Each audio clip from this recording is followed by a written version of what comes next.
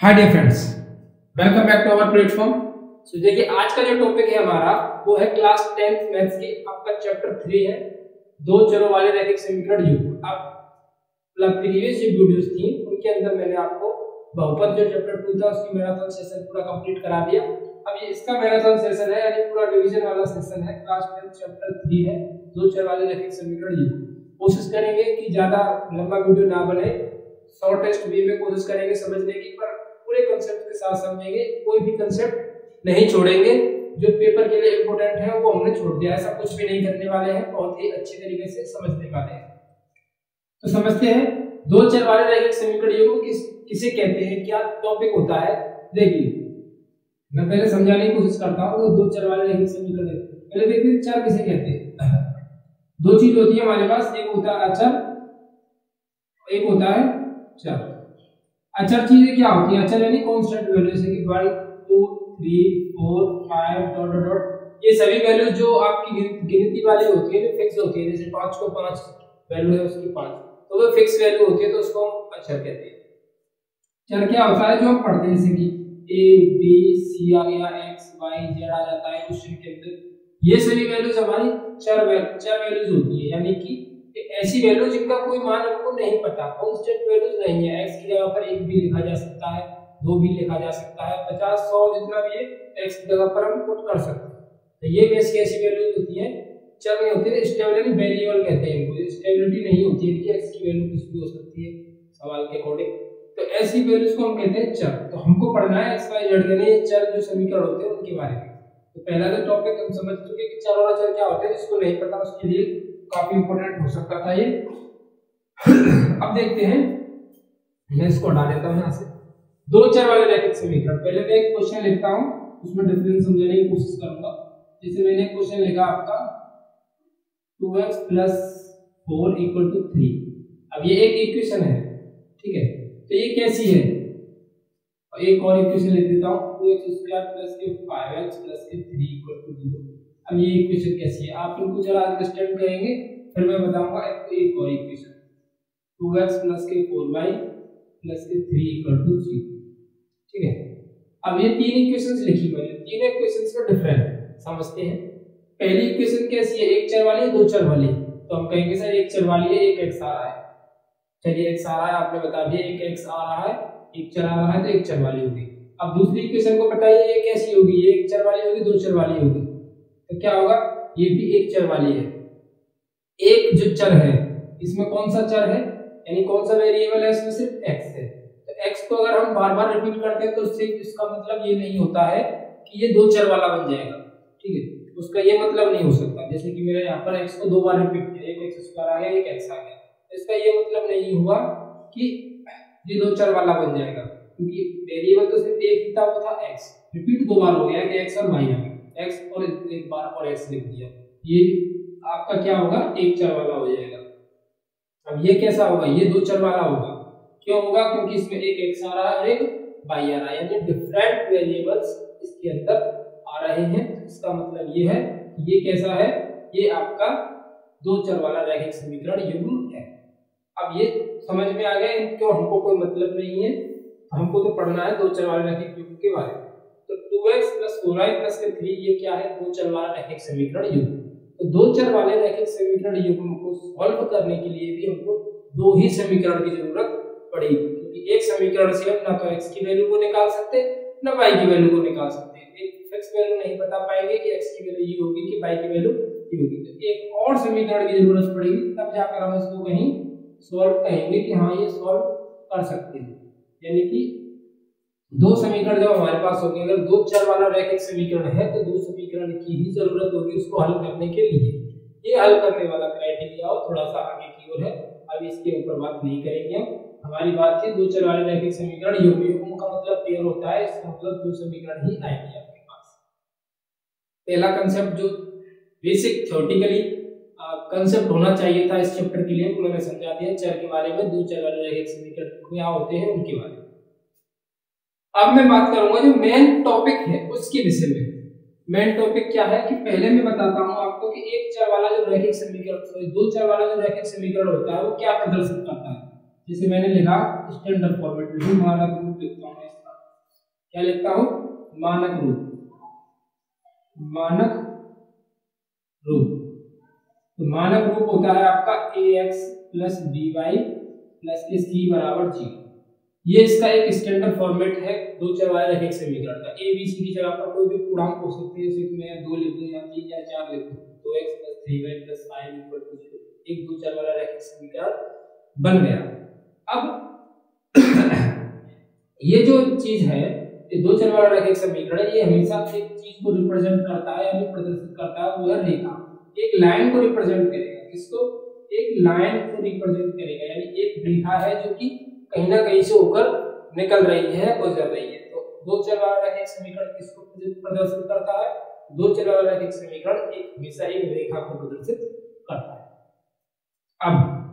अब बात करते हैं हम, क्योंकि मैंने रेखा को बताना मेरे लिए ज्यादा इंपॉर्टेंट था, क्योंकि अगले टॉपिक में बात बढ़ने के लिए इसका बताना मेरे लिए ज्यादा इंपॉर्टेंट था। ये तो हो गई मानक रूप हो गया इसका, एक इसको प्रदर्शित करता है रेखा। अब इसको सॉल्व करने के लिए किसकी जरूरत है, दो चीजों की।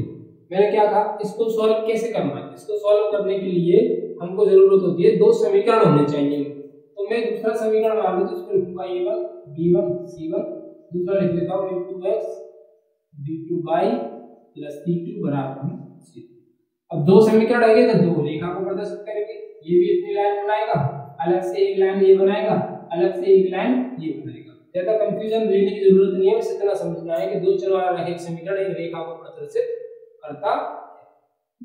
अब अगर ये रेखा को प्रदर्शित कर रहे हैं तो अब इन दोनों का कॉम्बिनेशन देखते हैं, इन दोनों के बारे में समझते हैं।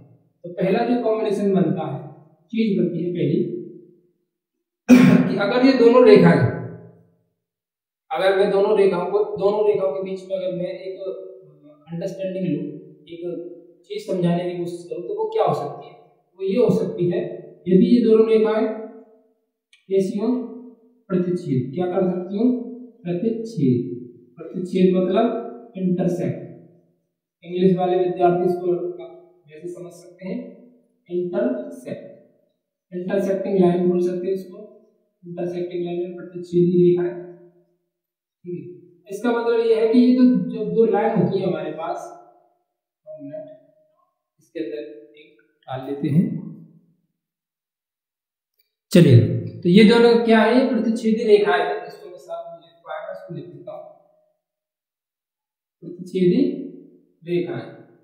कैसी रेखा है, प्रतिच्छेदी रेखा। यानी कि मैं आपसे बात करूं कि देखिए दो लाइन है, एक जब दो चर वाला रैखिक समीकरण दिया होता है आपके पास, एक और होगा तभी आपस में सॉल्व कर सकते हैं। तो दोनों समीकरण क्या प्रदर्शित करेंगे, दो रेखाएं प्रदर्शित करेंगे। तो रेखाओं में, दोनों रेखाओं में क्या संभावना हो सकती है, पहली संभावना तो ये हो सकती है कि दोनों रेखा आपस में एक दूसरे को काटती हो, यानी प्रतिच्छेद करती हो कहीं ना कहीं पर। मैंने मान लिया कि ये दोनों रेखाएं कहीं ना कहीं प्रतिच्छेद करती है। पहला केस मान सकता हूं कि ये दोनों या तो रेखाएं प्रतिच्छेद कर सकती हैं, या फिर दोनों रेखाएं जो एक रेखा जहां अगले के बारे में बात आगे करेंगे। पहले मैं डिस्कस करता हूं कि जब ये दोनों रेखाएं एक दूसरे को प्रतिच्छेद करती है, तो प्रतिच्छेद करती हैं, तो इस चीज के बारे में हमको कैसे पता चलेगा कि ये दोनों रेखाएं आपस में प्रतिच्छेद कर रही हैं। तीन केसेस हो सकते हैं कि दोनों रेखाएं या तो एक दूसरे को प्रतिच्छेद कर ले, या एक दूसरे के समांतर हो जाए, या समपाती यानी कोइंसिडेंट हो जाए। जैसे एक लाइन जहां से होकर एक लाइन जाती है, वहीं से होकर दूसरी लाइन भी जा रही है। तीन केसेस बन सकते हैं। पहला केस हमने स्टडी किया कि प्रतिच्छेद करते हैं। अगर आप ये प्रतिच्छेद करते हैं तो हमको पता कैसे लगेगा, मैंने एक क्वेश्चन दिए दो, बताइए ये रेखा कैसी है, उसके बारे में अंडरस्टैंड करेंगे कि प्रतिच्छेद करती होंगी तो कंडीशन क्या होगी। कंडीशन होगी a1/a2 not is equal to b1/b2। तो ये जो केस होगा, अगर ऐसा कोई बनता है तब आपको क्या कहेंगे हम कि ये दोनों रेखाएं एक दूसरे में प्रतिच्छेद करती हैं। एग्जांपल लेते हैं, धीरे धीरे समझेंगे टॉपिक्स को। देखिए मैं समझाना चाहता हूं कि आपके टॉपिक्स ऐसे समझ में आ जाए कि आपको कोई और वीडियो देखने की जरूरत ना पड़े। आप यहाँ पर प्लेटफॉर्म पर पढ़ने के लिए आए हो, तो मेरा 100% मैं आपको देना चाहता हूँ। जिस तरीके से मैं किसी और को पढ़ाता हूँ ऑफलाइन स्टडी में, ऑफलाइन तरीके से मैं जैसे पढ़ाता हूँ, उसी तरीके से मैं आपको भी पढ़ाना चाहता हूँ कि आपको अच्छे से समझ में आ सके। तो देखिए अब इसका तरीका क्या होगा, जैसे मैंने एक एग्जांपल लिया समझाने के लिए।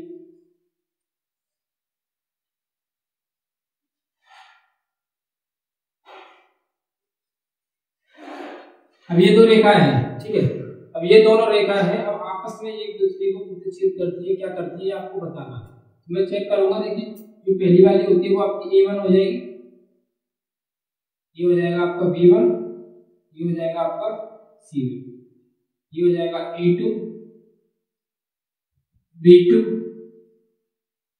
C2। अब सभी चीज A1, B1, C1, A2, B2, C2। अब मैं चेक करूंगा A1 upon A2, B1 upon B2। A1 की जगह पर है आपका 3, A2 की जगह पर है आपका 2, B1 की जगह पर है आपका 4, B2 की जगह पर है आपका 5। क्या दोनों आपस में बराबर है? क्या दोनों आपस में बराबर है? नहीं है बराबर। जब दोनों आपस में बराबर नहीं है तो अब मैं क्या करूंगा, इन दोनों को चेक करूंगा क्या ये दोनों आपस में बराबर आ रहे हैं। 3/2 क्या 4/5 के बराबर होता है? नहीं होता सर। तो क्या है, नॉट इक्वल टू है। देखिएगा क्या ये हमारे कंडीशन से मैच कर रहा है कि A1 upon A2 not equal to B1 upon B2 अगर होता है तो रेखा कैसी होगी? प्रतिच्छेदी रेखा है। तो क्या ये बराबर आ रहे हैं? नहीं आ रहे हैं। तो कैसी है? नॉट इक्वल टू है। तब हम कहेंगे कि ये अपनी ये दोनों रेखाएं आपस में कैसी के हैं? प्रतिच्छेदी रेखाएं होंगी, क्योंकि ये दोनों आपस में A1 upon A2 not equal to B1 upon B2 आ रहा है। कैसी रेखाएं होंगी? प्रतिच्छेदी रेखाएं। तो आई होप आपको ये कॉन्सेप्ट समझ में आया। नेक्स्ट कॉन्सेप्ट की तरफ चलते हैं। प्लीज आप इसका स्क्रीनशॉट लीजिए।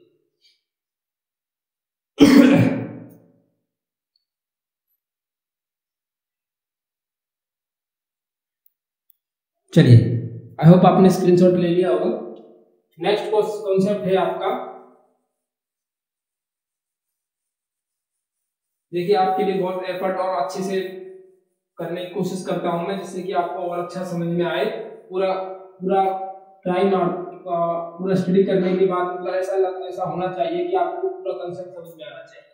मैं पूरे किताब के अकॉर्डिंग नहीं चलता कि आपको किताब से इतने सारे क्वेश्चन। मैं कोशिश करता हूं कि आपको चैप्टर 3 पर आए हो, आप रिवीजन करने के लिए आओ, तो आपको रिवीजन में वो पॉइंट मिलने चाहिए, क्योंकि हमको ये पता होना चाहिए कि पेपर एग्जाम के टाइम पर हमको क्या चीज पढ़नी है, क्या चीज नहीं पढ़नी है, जो मैं हर बार अपने स्टूडेंट से कहता हूँ। सो गाइस, आपको अगर वीडियो चैनल पर नए हो तो प्लीज गाइस आप चैनल को सब्सक्राइब कर सकते हो अगर आपको कंटेंट अच्छा लगता है, और वीडियो के एंड तक बने रहिएगा। एंड तक बनने के बाद जब आपको वीडियो अच्छी लगती है तो प्लीज वीडियो को लाइक करे बिना मत जाइएगा। चैनल पर नए हो तो सब्सक्राइब भी कर लीजिएगा, क्योंकि आपके लिए इंपोर्टेंट हो सकता है। चलिएगा, सेकंड जो कॉन्सेप्ट निकल कर आता है वो ये है समांतर। कैसी है? समांतर रेखा है। क्या चीज होनी चाहिए? समांतर। अब समांतर रेखा क्या होती है? Parallel lines. पैरेलल लाइंस कैसी होती है? Parallel lines. पैरेलल लाइंस कैसी होती है? पैरेलल लाइंस ऐसी होती हैं, ऐसी दो लाइंस जिनके बीच का डिस्टेंस हमेशा इक्वल होता है। जैसे दो लाइंस मैंने बनाई, इनके बीच का डिस्टेंस कैसा होता है? इक्वल। जैसे रेल की पटरियां, रेल की पटरियों में इक्वल डिस्टेंस होता है। ऐसी दो रेखाएं जिनके बीच में बराबर का डिस्टेंस रहता है, तो वो हमेशा रेखाएं कैसी होती हैं? समांतर रेखा। अब हमको पता कैसे चलेगा जब क्वेश्चन दिया हुआ है कि ये समांतर होंगी कि नहीं होंगी? उसके लिए आपको कंडीशन होनी चाहिए A1 upon A2 B1 upon B2 not is equal to C1 upon C2। अगर ऐसा कोई केस बनता है क्वेश्चन के अंदर, तो आप सीधे कहोगे कि ये दोनों रेखाएं आपस में समांतर होंगी। कैसी होंगी? रेखा एक दूसरे के समांतर होंगी। ठीक है, देखिएगा एक एग्जांपल समझाता हूं मैं आपको। जैसे 5x plus 10y equal to 4 और 2x plus 4y equal to 9। अब ये मेरे पास क्वेश्चन है। देखिए पहली लाइन के अंदर ये बन जाएगा आपका A1, ये हो जाएगा आपका A2, सॉरी A1, ये B1 और ये C1। ये A2 B2 और C2, तो ये हो जाएगा आपका A2 B2 और ये हो जाएगा C2, ये C1 B1 और A1। तो हमको पता है कंडीशन क्या है? A1 upon A2 B1 upon B2 C1 upon C2। Check करते हैं। A1 की वैल्यू है 5, A2 की वैल्यू है आपकी 2, B1 की वैल्यू है आपकी 10, B2 की वैल्यू है आपकी 4, C1 की वैल्यू है आपकी 4, C2 की वैल्यू है आपकी 9। चेक करेंगे, 2 से कैंसिल करते हैं, 2 दूनी 2, 2 10, 2 दूनी 4, ये कैंसिल नहीं होगा। 5/2 5/2 4/9।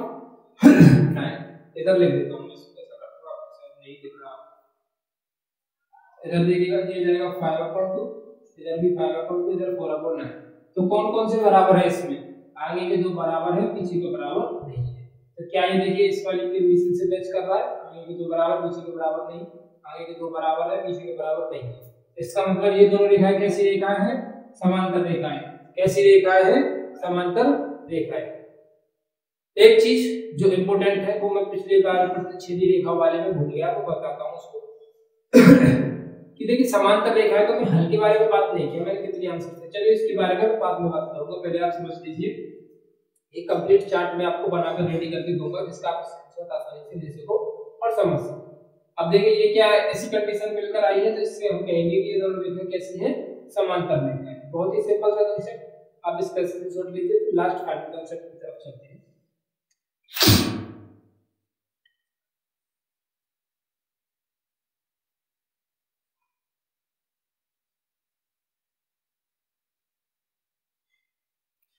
चलिएगा अब नेक्स्ट कॉन्सेप्ट की तरफ मैं बात करता हूं। वो जो फाइनल कॉन्सेप्ट रह गया है आपका वो ये है, इसको मैं मिटा देता हूं जिससे मुझे और थोड़ा सा गैप मिले समझाने के लिए। देखिए अब देखिए और जो यूट्यूब और काफी सारे वीडियोस हैं आपके यूट्यूब प्लेटफॉर्म पे, काफी सारे टीचर्स ने जो पढ़ा। देखिए काफी क्या चैप्टर नंबर 3 के लिए 5-5 घंटे के लेक्चर्स बने हुए रखे हैं, 3-3 घंटे के लेक्चर्स है, 4-4 घंटे के, 4-4 घंटे तक बच्चा बोर हो जाता है एक ही लेक्चर पर, 4 घंटे वो भी एक ही चैप्टर पर। वो क्या कॉन्सेप्ट बताते हैं और कॉन्सेप्ट क्वेश्चंस, इतने क्वेश्चन काफी सारे, मतलब इस तरीके से इसको 4 घंटे तक क्या पढ़, 4 घंटे का तो पूरा चैप्टर ही नहीं है, बहुत ही छोटा सा चैप्टर है। बस आपको कॉन्सेप्ट को क्लियर करना है और उसके साथ साथ आपको 2-4 क्वेश्चंस कराते हुए चलने, फिर आपको इतनी अच्छे से समझ में आ जाएगा, बहुत अच्छे से। और मैं एक ही कॉन्सेप्ट पकड़ूं उसके साथ फिर 1 घंटे तक उसी के क्वेश्चन कराते रहूं, आप भी बोर हो जाएगा, एक जैसे क्वेश्चन चल रहे हैं, एक जैसे क्वेश्चन चल रहे हैं। तो ये 4-5 घंटे वाला कोई टॉपिक नहीं है, इतनी बड़ा जाने वाले भी नहीं है, ज्यादा से ज्यादा 1.5 घंटे का हो जाएगा लेक्चर, इतने से ज्यादा नहीं होगा। ठीक है, कॉन्सेप्ट नंबर है आपका 3। कॉन्सेप्ट नंबर 3 आता है संपाती रेखा। कैसी, संपाती रेखा, इंग्लिश में कोइंसिडेंट लाइन, कोइंसिडेंट लाइंस। ठीक है, टॉपिक है कोइंसिडेंट लाइंस। कोइंसिडेंट लाइन मतलब होता है कि ऐसी दो रेखाएं जो एक दूसरे से बिल्कुल सटी हुई है, यानी एक दूसरे से चिपकी हुई कह सकते हैं। यानी अगर एक रेखा इन दो लाइन से होकर जाती है, पहली वाली रेखा दो लाइन पॉइंट से होकर जाती है तो दूसरी वाली भी इस इन्हीं दो पॉइंट से ऊपर से होकर जानी चाहिए।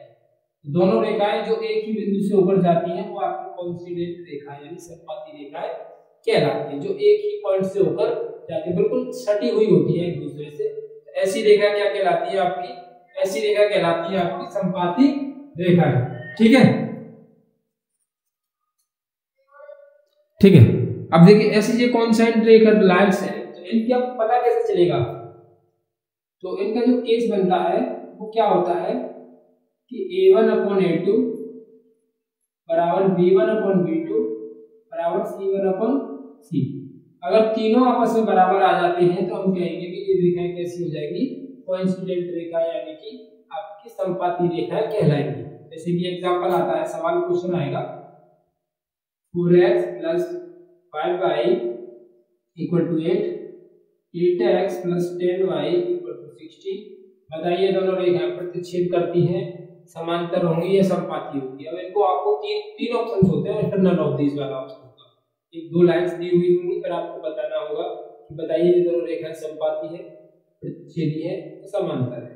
तीनों में से पर एक नन ऑफ दिस यानी इनमें से कोई नहीं। तो आप कैसे चेक करोगे, सिंपल है, ये है A1 B1 C1, A2 B2, ये हो जाएगा आपका C2। तो आपको क्या simple A1/A2 B1/B2 C1/C2, A1 की जगह पर 4, A2 की जगह पर 8, B1 की जगह पर 5, B2 की जगह पर 10, C1 की जगह पर 8, 4 दूनी 8, 5 दूनी 10, 8 दूनी 16। कितना निकल कर आया 1/2 1/2 1/2। देखिएगा क्या ऐसी कंडीशन है, तीनों बराबर दिखानी थी, बराबर बराबर, ये भी बराबर बराबर ही आएंगे। तो मैं कह दूंगा ये दोनों लाइंस कैसी है, ये दोनों लाइन समपाती रेखाएं होंगी, समपाती रेखाएं होंगी। कैसी होगी? समपाती रेखाएं होंगी। इतना सिंपल सा स्टेप, इससे ज्यादा इसमें कुछ भी नहीं। समपाती रेखा क्या होती है मैंने आपको बताया, समांतर रेखा क्या होती है मैंने आपको बताया, कंडीशन से बताई। अब आप इसका स्क्रीनशॉट ले लीजिए, फिर इनके सभी कॉन्सेप्ट्स को बताऊंगा कि क्या किसमें कितने हल निकल कर आ सकते हैं, किसमें कितने आंसर होंगे, कितने सॉल्यूशन हो सकते हैं, इसके बारे में मैं भी आपको बताऊंगा। पहले आप इसका स्क्रीनशॉट लीजिए, फिर उसके थोड़ा सा इस टॉपिक को थोड़ा सा और बढ़ाते हैं और समझते हुए चलते हैं। समपाती रेखा ये सभी चीजें समझ ली हमने, ठीक है।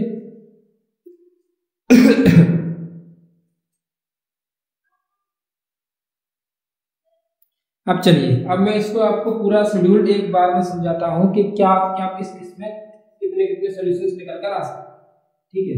देखिए, पहले मैं कर लेता हूं कि आपकी है प्रतिच्छेदी रेखा, प्रतिच्छेदी रेखा। आपकी कंडीशन क्या होती है, इसके अंदर बात करते हैं। कंडीशन होती है a1/a2 not equal to b1/b2। जब अभी आपको मैंने एग्जांपल सहित इसको समझाया और भी क्वेश्चंस कराऊंगा अभी मैं, पहले फिलहाल मैं आपको कांसेप्ट के लिए ट्रेन कर रहा हूं। मेरा पढ़ाने का तरीका आप अच्छे से समझ चुके हैं अगर आप रेगुलरली क्लास ले रहे हैं। यानी कि तरीका क्या होना चाहिए, पहले मैं आपको कॉन्सेप्चुअली सबको समझाऊं, कॉन्सेप्ट समझाऊं, फॉर्मूला समझाऊं, लगाना कैसे है वो समझाऊं, एग्जांपल समझाऊं, उसके बाद मैं आपको क्वेश्चन कराऊं। डायरेक्ट क्वेश्चन कराता चलो, इसमें ये फॉर्मूला, इसमें ये फॉर्मूला, इसमें ये फॉर्मूला, यार नहीं समझ में आता, ट्राई भी कर लीजिएगा, पढ़ के भी देख लीजिएगा, अदर्स भी पढ़ाते हैं उनका भी पढ़ के देख लीजिएगा। ये तरीका नहीं होता, पहले आपको मैं कांसेप्ट समझाऊंगा तब आपको समझ में आएगा। यानी पहले आपको बताया जाना चाहिए कि तरीका क्या होता है इसको काम को करने का, फिर आप करोगे कि डायरेक्ट आपको पहले काम कर मेरे इसको काम को कर, तब क्या करोगे आप, पहले बताया जाना चाहिए तरीका क्या होना चाहिए। देखिए, प्रतिच्छेदी रेखा क्या होती है, ये कंडीशन होती है। रेखा होती कैसी है, ऐसी रेखा होती है जो आपस में कट करती है। तो अब इसका सॉल्यूशन कितने होंगे, बात करते हैं सॉल्यूशंस के ऊपर। सॉल्यूशंस, ठीक है। देखिए, सिंपल सा स्टेप समझाता हूं मैं आपको। जब दो रेखाएं एक दूसरे को एक बार कट कर जाती हैं तो वो दोबारा आपस में कट नहीं करती। जैसे कि एक बात देखिए, मेरे ये रेखा यहाँ और ये रेखा यहाँ बढ़ाई, आपस में कट। अब इन दोनों रेखा को मैं आपस में आगे की ओर बढ़ाऊं तो ये कहीं भी कट नहीं करेंगे, ये इधर की ओर जा रही है, ये नीचे की ओर आ रही है, तो ये कहीं पर भी आपस में दोबारा कभी कट नहीं करेंगे। कितनी बार कट किया, एक बार। जितनी बार रेखा आपस में एक दूसरे को कट करती है वही उतने ही वो आंसर बनाती है। तो अब ये एक बार कट की तो इसका कितने सॉल्यूशन होगा, only one solution, only one solution. मतलब ऐसे कह सकते हो यूनिक सॉल्यूशन, यूनिक सॉल्यूशन यानी अद्वितीय हल, अद्वितीय हल, केवल एक हल, क्योंकि कितना होगा, सिर्फ इसका एक हल ही होगा, इससे ज्यादा नहीं हो सकता। अब एक और टॉपिक है जो पूछा जाता है पेपर के अंदर, संगत और असंगत, यानी कि इंग्लिश मीडियम वाले बच्चों के लिए कंसिस्टेंट एंड इनकंसिस्टेंट। अब देखिए, कंसिस्टेंट कब होता है, यानी संगत, शब्द हिंदी का अर्थ समझिए। संगत कब होता है, संगत का मतलब क्या होता है, संगत का मतलब मिलजुल में रहना, यानी कि आपस में मिलजुल के रहना। संगत का मतलब साथ रहना, ऐसा समझ सकते हो, ऐसे फॉर्मूला समझ सकते हो, इसे समझने के लिए इसे याद रहे आपको लॉन्ग टाइम। संगत का मतलब होता है साथ रहना, एक दूसरे में मिल के रहना, अटैच में रहना, संगत, ठीक है, यही तो मतलब होता है। तो अब कौन सी रेखा संगत होगी, बताइए, दोनों रेखा अटैच में है कि नहीं, अटैच में है, एक बार कट कर रही है यानी अटैच कर रही है एक दूसरे को, तो ये क्या होगा, प्रतिच्छेदी रेखा कैसी रेखा होती है, संगत रेखा कह सकते हैं। कैसी होगी, संगत। पूछते हैं ना संगत होगा क्या, संगत होगा, इसका सॉल्यूशन संगत होंगे या संगत होंगे, कंसिस्टेंट होगा या इनकंसिस्टेंट होगा। संगत में मैं क्या कहूंगा, संगत में ये कहूंगा कि संगत का मतलब होता है साथ रहना, एक दूसरे से मेलजुल में रहना। अब ये दोनों लाइंस कैसी है, एक दूसरे के साथ ही है, मेलजुल में है, मैं कहूंगा कि ये दोनों रेखा एक दूसरे के साथ, यानी संगत मतलब होता है कंसिस्टेंट, ठीक है, और असंगत मतलब होता है इनकंसिस्टेंट। अब दूसरा टॉपिक निकलकर जो आता है वो है समांतर। समांतर रेखाएं कैसी होती है, अब आप ही बताओगे इस चीज को। ये देखिए, ये दो रेखाएं ऐसी जिनके बीच में इक्वल डिस्टेंस है, तो अगर मैं इन दोनों लाइंस को आगे की ओर बढ़ाता हुआ चलूं, आगे की ओर बढ़ाऊं, तो क्या ये कभी आपस में मिलेंगी, समांतर रेखाएं कभी भी आपस में नहीं मिलती। और जब भी आपस में नहीं मिलेंगी तो उसके सॉल्यूशन कितने होंगे बताइए। मैंने अभी आपको बताया कि जब रेखाएं मिल जाती है जितनी बार मिलती है उतने ही उसके सॉल्यूशन बन जाते हैं। यहाँ एक बार मिली तो केवल एक हल, यहाँ पर कई बार मिलेगी नहीं मिलेगी, तो मैं यहाँ पर लिखूंगा सेकंड कंडीशन के अंदर लिखूंगा मैं कोई हल नहीं।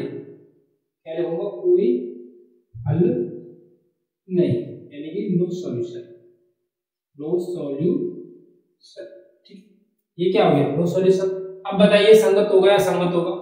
बहुत सिंपल सा तरीका बताया मैंने, संगत है संगत तो मैंने आपको इस तरीके से समझाने की कोशिश की है। अगर आप थोड़ा सा सिंसियर होकर, थोड़ा सा डेडिकेटेड होकर आप वीडियो को देखते हो तो मैं वादा करता हूँ आपको चैप्टर नंबर 3 आपसे कोई भी, आपको चैप्टर नंबर 3 में कोई भी कॉन्सेप्ट हो आप छोड़ नहीं पाओगे, यानी छोड़ नहीं सकते। क्वेश्चन आ जाए कैसा भी आ जाए। अब बताइए समांतर रेखा क्या होंगी, संगत या संगत? बताइए, बहुत सिंपल सा कॉन्सेप्ट। मैंने क्या कहा? संगत रेखा वो रेखाएं होती हैं जो एक दूसरे से अटैच में रहती हैं। असंगत रेखा वो होती है जो संगत, असंगत का मतलब क्या हो गया? तो साथ में ना रहती हो। अब ये दोनों कैसी है? साथ में रहेंगी, कहीं पर भी नहीं मिलेगी, अटैच में आएंगी नहीं, ये इधर जा रही है ये इधर है, वो एक दूसरे से दूरी में, ये क्या हो जाएगी? असंगत, असंगत। ये लीजिए सिंपल। और तीसरा है आपका संपाती।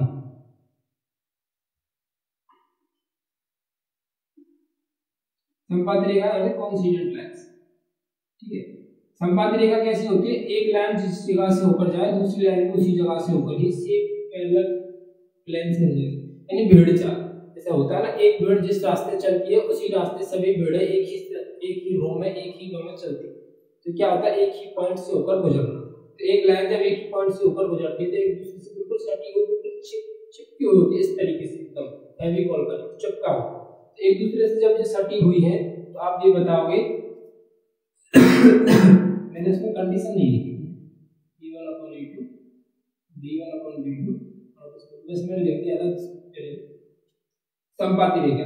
अब आप बताओगे इसमें कितनी सॉल्यूशन निकल कर आएंगे? संपाती रेखा, संपाती रेखाएं हैं एक दूसरे से बिल्कुल सटी हुई है तो कितनी बार मिल रही है?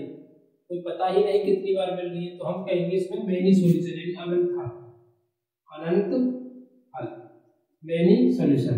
कितने होंगे? अनंत हल होंगे। अब आप बताओगे संगत होंगे संगत होंगे? तो भाई बिल्कुल स्पष्ट दिख रहा है, अंधों को भी दिख जाएगा कि ये अनंत हल है या नहीं है। तो ये कैसे है, ये किस तरीके की संगत है या संगत है? एक दूसरे से बिल्कुल चिपकी हुई है, एक दूसरे की संगति में है, तो क्या होगा? संगत। कैसे होगा? ये कैसी होगी? संगत। कंडीशन क्या है? a1/a2 b1/b2 c1/c2। इससे ज्यादा कोई आसान तरीका से पूरे यूट्यूब पर आपको कोई भी नहीं समझा सकता। आप इससे ज्यादा तो कुछ भी नहीं हो सकता। आप प्लीज इसके स्क्रीनशॉट ले लीजिए जिससे आपको समझ में आ जाए, आप कॉपी पर नोट कर लीजिएगा। फिर मैं आपको एक नए टॉपिक की तरफ लेके चलता हूँ जिससे आपको एग्जाम में पूछा जा सकता है क्वेश्चन। सॉरी, थोड़ी सी तबीयत मेरी ठीक नहीं है, प्लीज आप इसका स्क्रीनशॉट लीजिए। अब देखिए बोर्ड पर मैंने आपको दो क्वेश्चन पुट किए हुए हैं।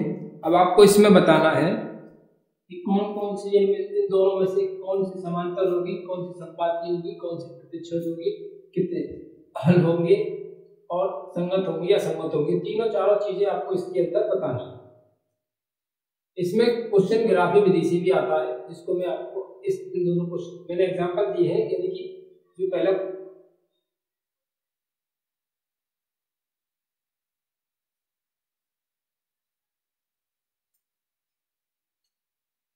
जो पहला मैंने टॉपिक पढ़ाया है उसके बारे में मैं आपको बताऊंगा, उसके क्वेश्चन में आपको करा।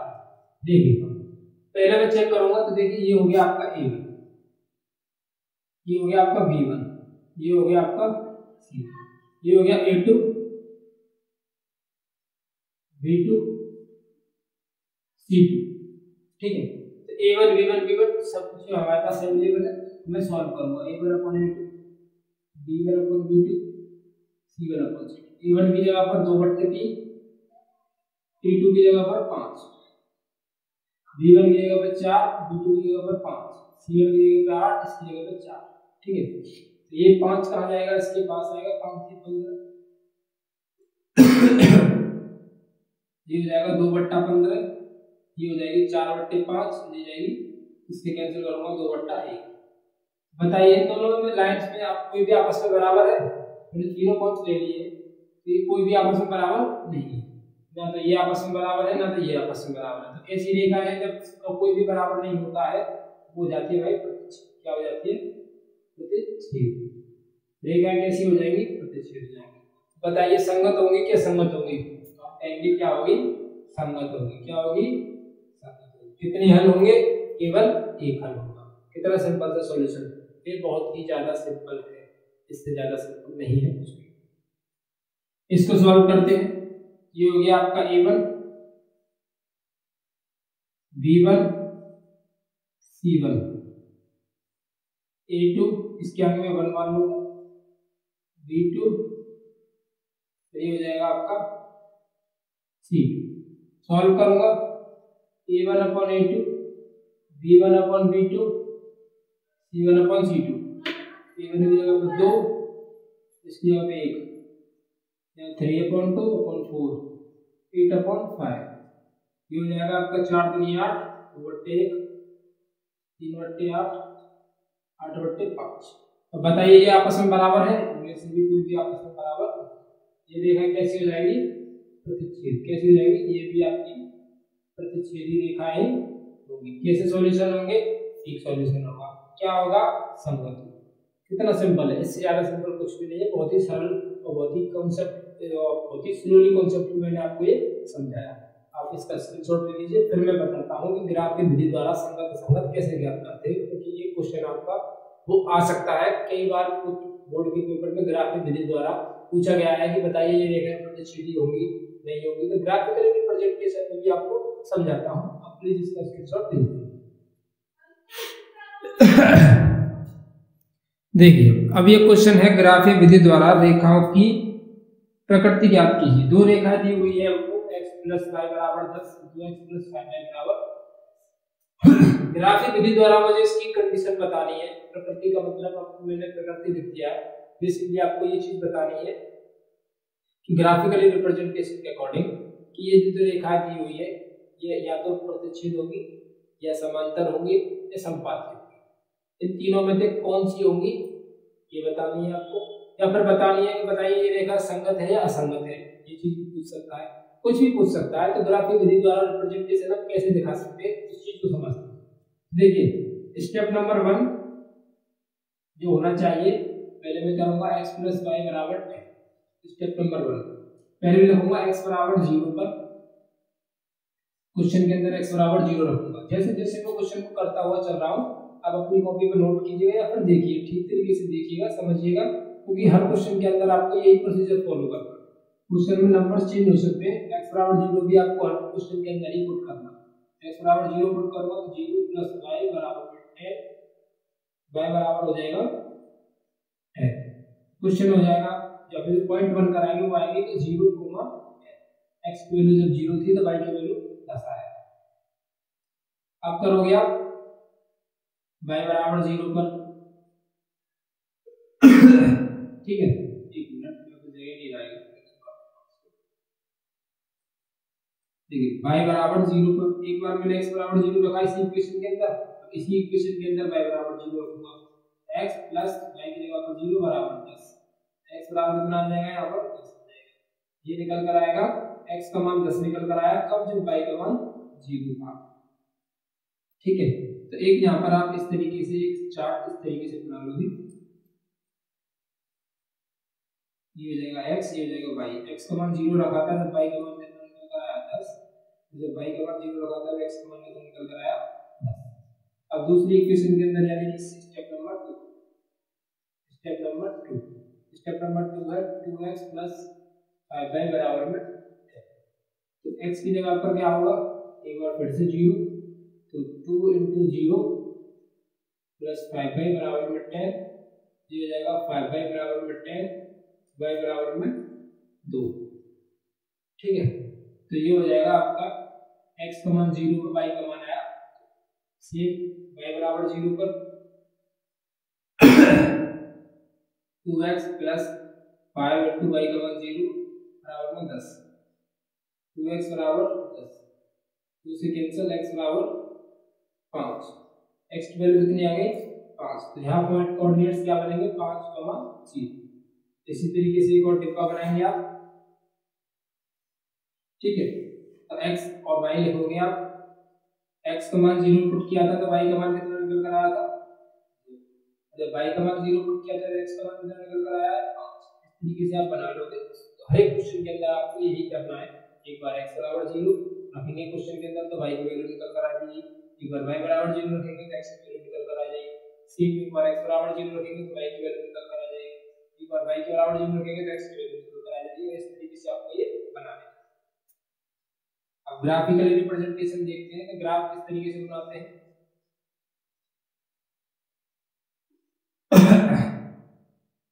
ये होती है आपकी x एक्सिस, ये होती है आपकी y एक्सिस, और ये होता है सेंटर ओ यानी ओरिजिन। अब देखेंगे हम अपने पॉइंट्स को पुट करेंगे। पहले लाइन से स्टार्ट करते हैं। x का मान 0 है तो y का मान कितना है 10, इसका मतलब 0,10। x का मान तो 0 है तो 0 पर तो नहीं चलना है, y का मान है 10, वो भी प्लस के 10। प्लस के 10 किधर होंगे ऊपर की तरफ 1 2 3 4 5 6 7 8 9 10। मैं मान लेता हूँ यहाँ पर है, ये हो जाएगा 0,10। अब है x की वैल्यू 10 है प्लस की y की वैल्यू 0 है, y की वैल्यू 0 है उस पर नहीं चलना है हमको, x की वैल्यू 10 है वो भी प्लस की। तो 1 2 3 4 5 6 7 8 9 10, इसमें यहाँ पर लेता हूँ तो ये हो जाएगा 10,0। ठीक है, तो इन दोनों को मैं मिलाते हुए यहाँ से एक लाइन इस तरीके से खींच देता हूँ। ठीक है, ये दोनों मैंने लाइन बना दी। अब आ गया आप इसके ऊपर सेम y का मान 2 है तो 1 2 यहाँ पर हो जाएगा आपका 0,2, और x का मान 5 है 1 2 3 4 5, तो इन दोनों से होकर 5,0। इस यहाँ से और यहाँ से ऊपर भी एक लाइन बन जाएगी इस तरीके की।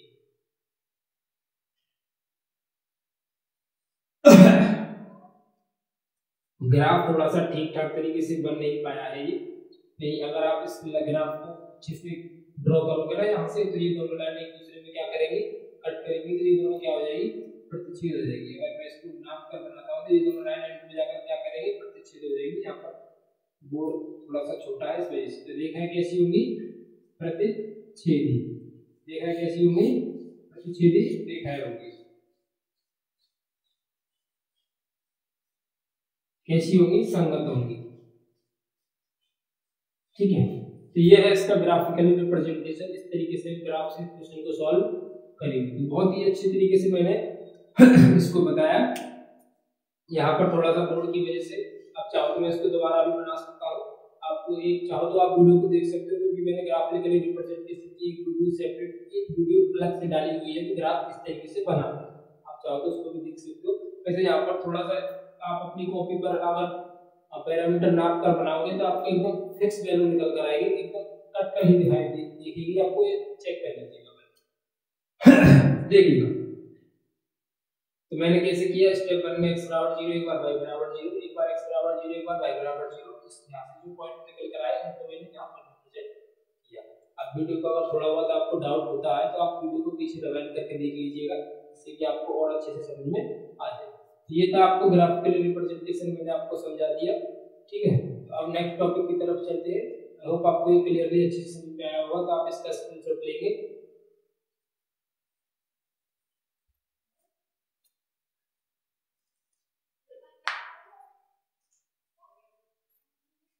देखिए अगला जो टॉपिक है आपका वो है आपका विलोपन विधि से संबंधित।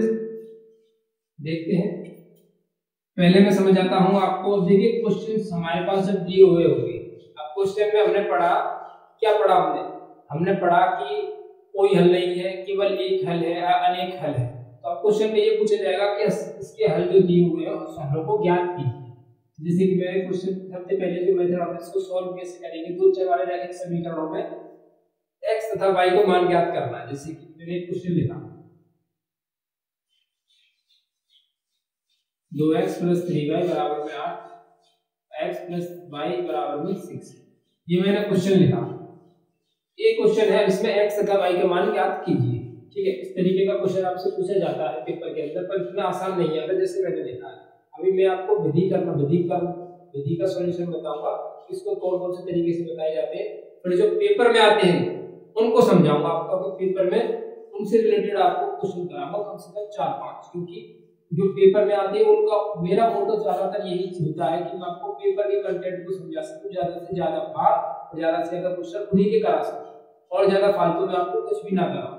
ठीक है, पहले मैं इसके रिलेटेड आपको मेथड समझा दूंगा कि मेथड क्या है, फिर उसके बाद में आपको क्वेश्चन की तरफ लेकर चलूंगा। लेकिन इस क्वेश्चन को करने के लिए x का y के मान ज्ञात कीजिए। 3 तरीके हो सकते हैं। पहला जो तरीका होता है वो विलोपन विधि वाला होता है और सबसे बेस्ट तरीका यही होता है। बड़े बड़े क्वेश्चंस होते हैं उसको हम विलोपन विधि से ही हल करते हैं और ज्यादा कोई भी तरीका का इस्तेमाल नहीं करते। इसको बोलते हैं एलिमिनेशन मेथड,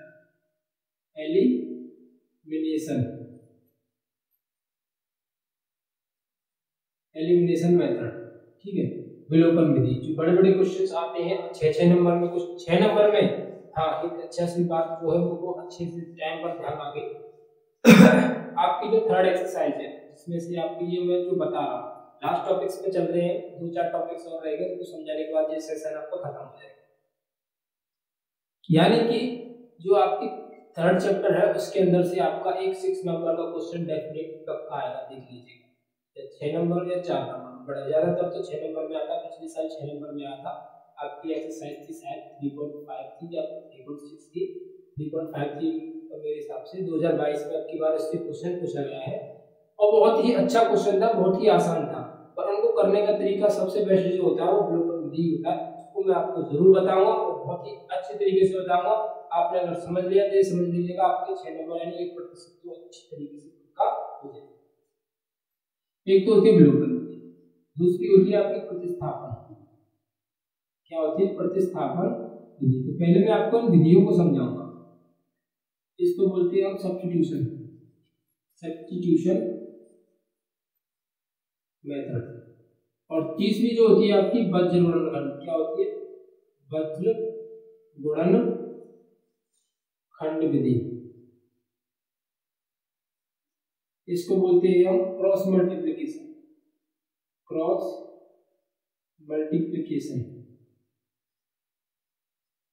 मेथड। तो सबसे पहले मैं समझाऊंगा एलिमिनेशन को, फिर इसके क्वेश्चन कराऊंगा, फिर बाद में प्रतिस्थापन से क्वेश्चन कराऊंगा और उसके बाद में वज्र गुणनखंड विधि से क्वेश्चन कराऊंगा। ठीक है, ये 3 तरीके होते हैं। पहले समझते हैं विलोपन विधि। चलिए विलोपन विधि से सवाल देखते हैं, हम क्वेश्चन देखते हैं विलोपन विधि का। तीनों विधि के बारे में डिस्कस करेंगे। सबसे पहले हम विलोपन विधि के बारे में डिस्कस करते हैं। विलोपन विधि बहुत ही ज्यादा सरल विधि है आपको, यानी अगर आपसे जो भी आगे के जितने भी हम ह्यूज जो बड़े बड़े क्वेश्चंस करते हैं उनमें हम ज्यादातर विलोपन विधि का इस्तेमाल करेंगे। करना किस तरीके से वो समझते हैं। पहले क्या करना आपको, ये x के आगे का जो मल्टीपल 3 है उसको मैं यहाँ लिख दूंगा और x के आगे ये वाला मल्टीपल है इसको मैं यहाँ लिख दूंगा। अब क्या करना है, ये जो मैं 3 है इस वाले 3 का मल्टीप्लाई ऊपर वाली इक्वेशन में, ऊपर वाले 2 का मल्टीप्लाई नीचे वाली इक्वेशन में, 3 का मल्टीप्लाई करते हुए लाइए आगे से। 3 दूनी 6x, 5 दिया 15y, 8 दिया 24, इसका 3 दूनी 6x, 10 दूनी 20y और 4 दूनी 8। अब क्या करना है आपको, देखिए ये दोनों प्लस प्लस के साइन है, इन दोनों मल्टीप्लाई करने का मेरा क्या मतलब रहा, यानी मैंने 3 का मल्टीप्लाई इधर किया, 2 का मल्टीप्लाई इधर किया, इसका क्या फायदा रहा? इसका फायदा ये रहा कि ये दोनों नंबर्स एक जैसे हो गए, ये 6x हो गया, ये भी 6x हो गया। अब इन दोनों को मैं यहाँ से काट सकता हूँ, यानी कि इनको माइनस कर सकता हूँ। तो देखिए एक क्या करना होता है कि जब दोनों साइन एक जैसे हों, मैं यहाँ लिख देता हूँ, जब साइन सेम हो, जब साइन क्या हो, सेम हो। सेम का मतलब या तो प्लस प्लस के हो या माइनस माइनस के हो, तब आप लिखोगे घटाने पर। क्या लिखोगे? घटाने पर, यानी सबट्रैक्ट करने पर। और जब साइन अपोजिट हो,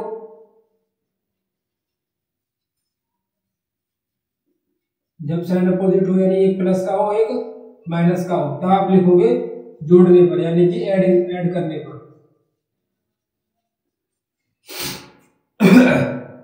अब दोनों क्या है, एक प्लस का है, दोनों एक जैसे साइन है, तो मैं यहाँ लिखूंगा घटाने पर, यानी सब्ट्रैक्ट करने पर।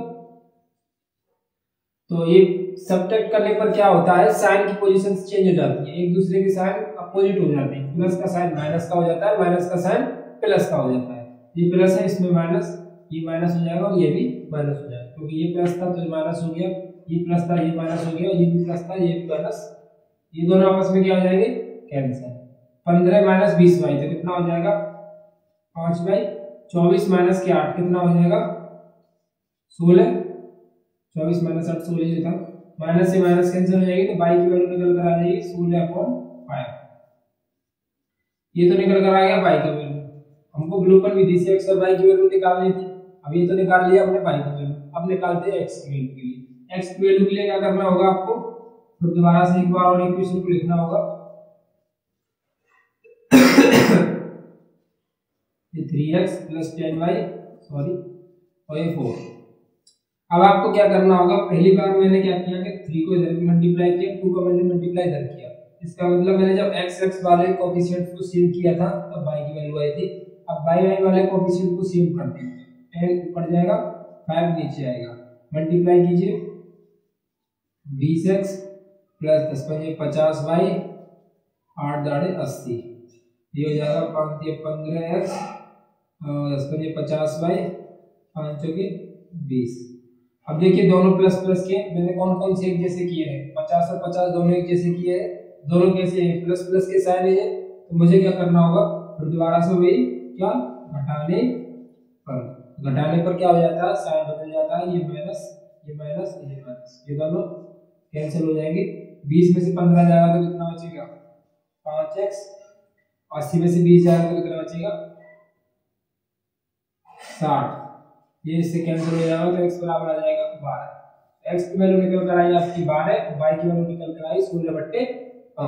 तो बहुत ही सिंपल, बहुत ही आसान तरीके से हमने इसको सॉल्व किया। ये है आपकी ब्लूपर विधि करने का तरीका।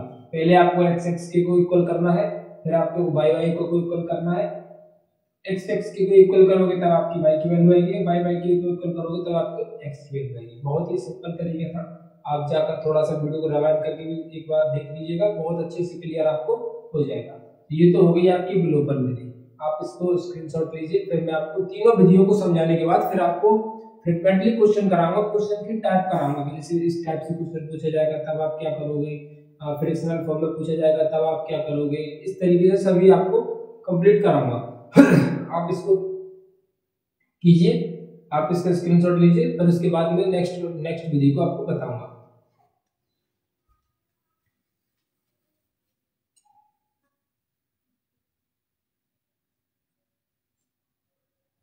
चलिए, आई होप आप सभी ने स्क्रीनशॉट ले लिया होगा।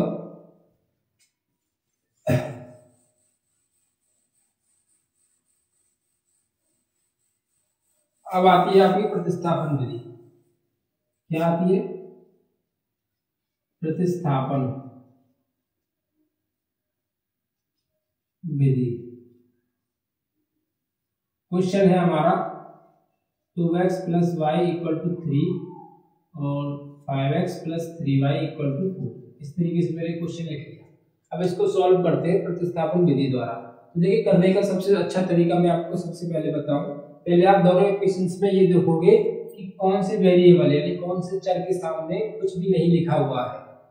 ठीक है, हो सकता है कि एक आध चर ऐसा मिल जाएगा जिसमें आपको कुछ भी नहीं लिखा हुआ, और ऐसा भी मिल जाएगा जिसके दोनों के आगे कुछ ना कुछ कोएफिशिएंट जरूर दिया हुआ है। तो जरूर दिया हुआ है उसके बाद हम बात में करेंगे। सबसे पहले में समझते हैं कि जब नहीं दिया होगा तब हम इसको इतनी आसान तरीके से कर सकते हैं। जैसे कि अब एक पहला जो समीकरण है, इसमें देखेंगे, देखिए y के आगे कुछ भी नहीं है, x के आगे 2 है, y के आगे इसमें कुछ भी नहीं है, सिर्फ 1 मान सकते हैं। तो ये जो दिया हुआ है तो उसी से सॉल्व करने की कोशिश करेंगे, क्योंकि जब कोई एक ऐसा वेरिएबल जिसके आगे कुछ भी नहीं होता है कोएफिशिएंट, तो उसको हमको हल करना आसान होता है। तो मैं करूंगा समीकरण 1 से y का मान निकालना।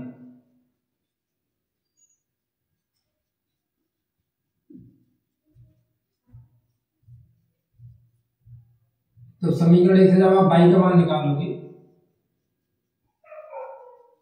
तो y तो आपका इधर रहेगा, x से आपको इधर ट्रांसफर करना पड़ेगा, तो y का मान निकालोगे तो 3 - 2x निकल कर आएगा।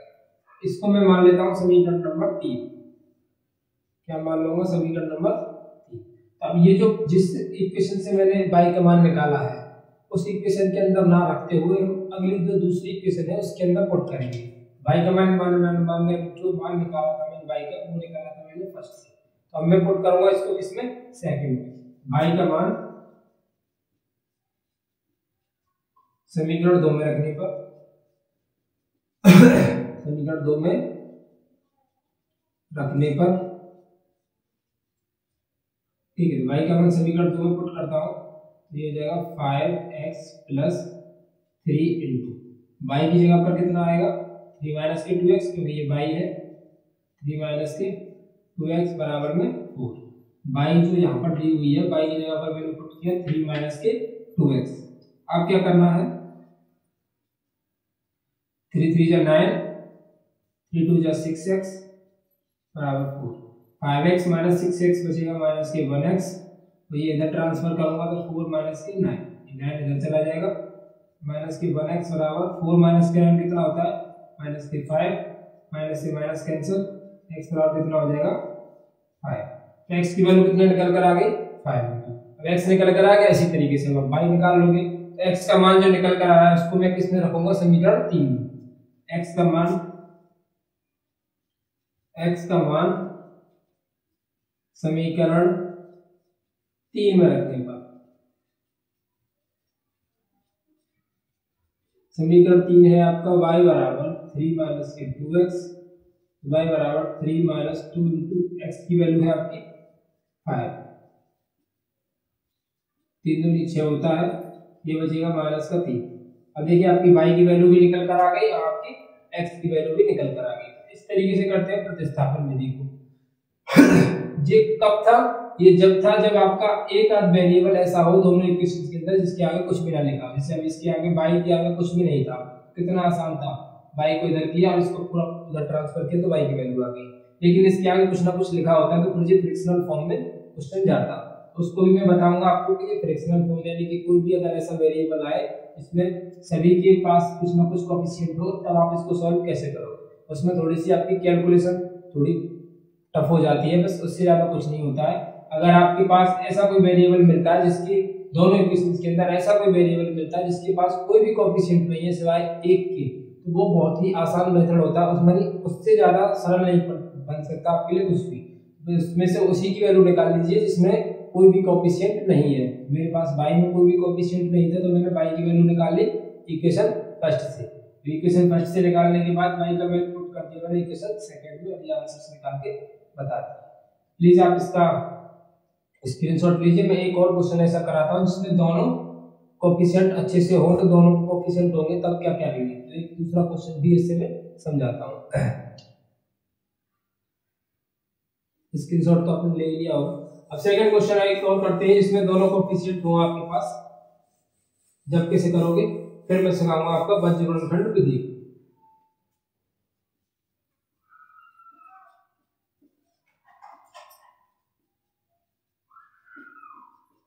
अब देखिए इक्वेशन ये फर्स्ट है, ये इक्वेशन सेकंड है। अब इसको मुझे प्रतिस्थापन विधि से हल करना है और कोई भी कोएफिशिएंट ऐसा नहीं है जिसकी खाली हो, सभी के सामने कुछ ना कुछ वैल्यू लिखी हुई है। इधर 3 है, इधर 5 है, इधर 2 है, तो कोई सा भी उठा लीजिए आप, किसी से भी सॉल्व कर लीजिए, ये जरूरी नहीं है। लेकिन अगर कोई भी कोएफिशिएंट खाली होता, जैसे मान लीजिए 2 में खाली होता तो मैं फिर 2 से करता जिससे आसानी से हो सके। ऐसा मतलब नहीं है कि किसी और से नहीं हो सकता है, लेकिन इसमें खाली होता है। जैसे मान के चलिए y अगर खाली होता तो फिर मैं समीकरण 2 से y की वैल्यू को निकाल लेता, तो मुझे और आसानी होती इसको सॉल्व करने। और समीकरण 1 से निकाल लीजिए किसी की भी वैल्यू, मैं लिख देता हूं x का मान निकाल लेता हूं, समीकरण 1 से x का मान, तो 5x ये हो जाएगा 8 माइनस के 3y, 5 का डिवाइड हो जाएगा इसके अंदर 8 माइनस के 3y अपॉन में 5। ये बस इतना हो जाता है, जब वो कोएफिशिएंट होता है तो वो डिवाइड में चला जाता है, इतना बढ़ जाता है आपके लिए क्वेश्चन में। इक्वेशन थर्ड मान लेंगे, समीकरण 3 का मान समीकरण 2 में रखने पर, क्योंकि जिस इक्वेशन से आपने निकाला उसके अंदर तो रखना नहीं है, तो x का मान समीकरण 2 में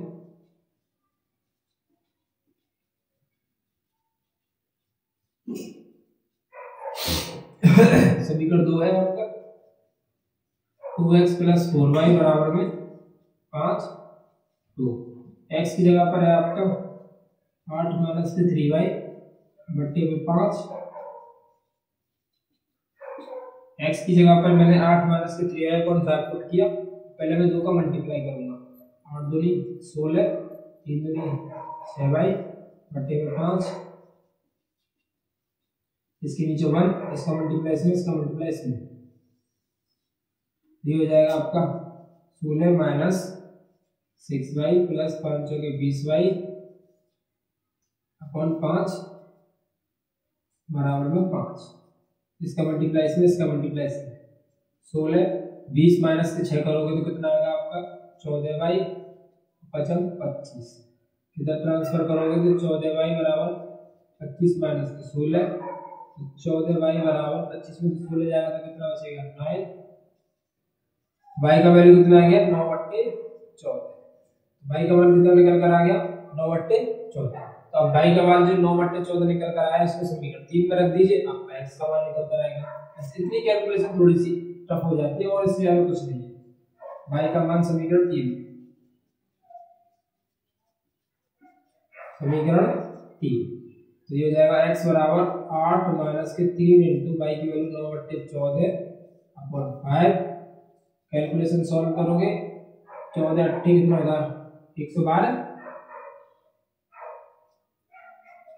और 9 3 27 बट्टे में 14 बड़ा हो जाएगा 5।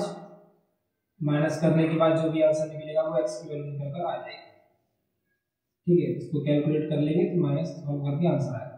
इस तरीके से करते हैं, जब दोनों कोएफिशिएंट आपके पास हो तो तब हम क्या करते हैं फ्रैक्शनल फॉर्म बनकर आ जाती है हमारे पास। ये वजह भिन्न की तरीके से सॉल्व करना पड़ता है। ये तो हो गया आपको प्रतिस्थापन विधि का पूरा सिनेरियो, दोनों तरीके से मैंने आपको समझा दिया। अब चलते हैं पंचकरण विधि की तरफ। ठीक है, आई होप आपको सभी चीज़ें अच्छी से समझ में आ रही होंगी। कोई भी डाउट, कोई भी क्वेरी होती है तो आप मुझे कमेंट में ज़रूर बता सकते हैं। वीडियो को रिवाइंड करके देख लीजिएगा तो और अच्छे से क्लियर हो जाएगा। यानी आपको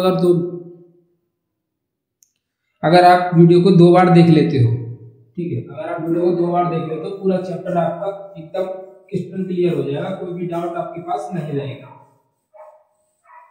चलिए, ये वीडियो जो है आपकी पार्ट 2 में जाने वाली है, यानी इसके 2 पार्ट्स रहेंगे कंफर्म, क्योंकि इतना लंबा वीडियो मैं नहीं चाहता कि आप भी बोर हो जाओ, क्योंकि बोर हो जाओगे कंफर्म है। क्योंकि अभी तो देखिए मैं इसमें इसके अंदर अपने टाइप्स भी कराऊंगा आपकी कौन कौन से तरीके से क्वेश्चन पेपर में पूछे जा सकते हैं, क्योंकि रिवीजन में अपने हिसाब से बताऊंगा आपको। ऐसे नहीं कि किताब के हिसाब से कि 3.3 का रिवीजन कर लीजिए, 3.4 का रिवीजन, ऐसे नहीं। मैं पहले तरीके सिखाऊंगा आपको, जिस तरीके से क्वेश्चन आते हैं उस तरीके से बताऊंगा। पहले मैं चल रहा हूँ आपके एल्जेब्रिक फंक्शंस वाले सवालों पर, उसके बाद में जो दूसरा पार्ट आएगा उसमें मैं आपको बताऊंगा सभी लैंग्वेज वाले सवाल, कि लैंग्वेज वाले सवाल आपके कोई क्वेश्चन पेपर में पूछे जाएंगे तो आप उसको कैसे सॉल्व करोगे। लैंग्वेज वाले सवाल को मैं पार्ट 2 के अंदर रखूंगा। इसमें तो सिर्फ आप में एल्जेब्रिक फंक्शन वाले ही सवाल आपको समझाऊंगा। अब समझते हैं बज्रखंड विधि को।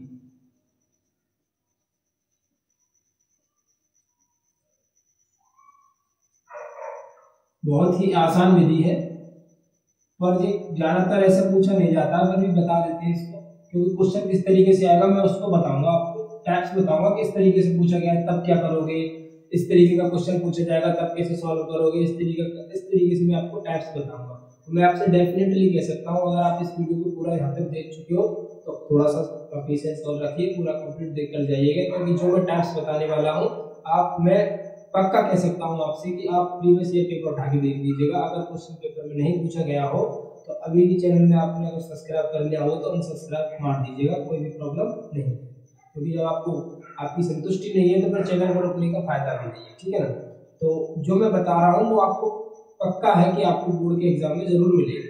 ठीक है, देखिए बज्रखंड विधि समझते हैं। 2x + 4y बराबर 8, 3x + 5y बराबर 6। तो बज्रखंड विधि का सबसे आसान जो तरीका समझते हैं वो क्या होना चाहिए कि पहली बात तो बराबर में नंबर्स नहीं होने चाहिए, आपको नंबर्स को इधर लिखना है, बराबर में 0 रखना है। जब मैं नंबर्स को इधर लेकर आऊंगा तो ये -8 हो जाएगा, ये -6 हो जाएगा, बराबर में क्या हो जाएंगे 0। अब सॉल्व करते हैं, मैं इधर लिखूंगा x, इधर लिखूंगा y, इधर लिखूंगा 1। देखिएगा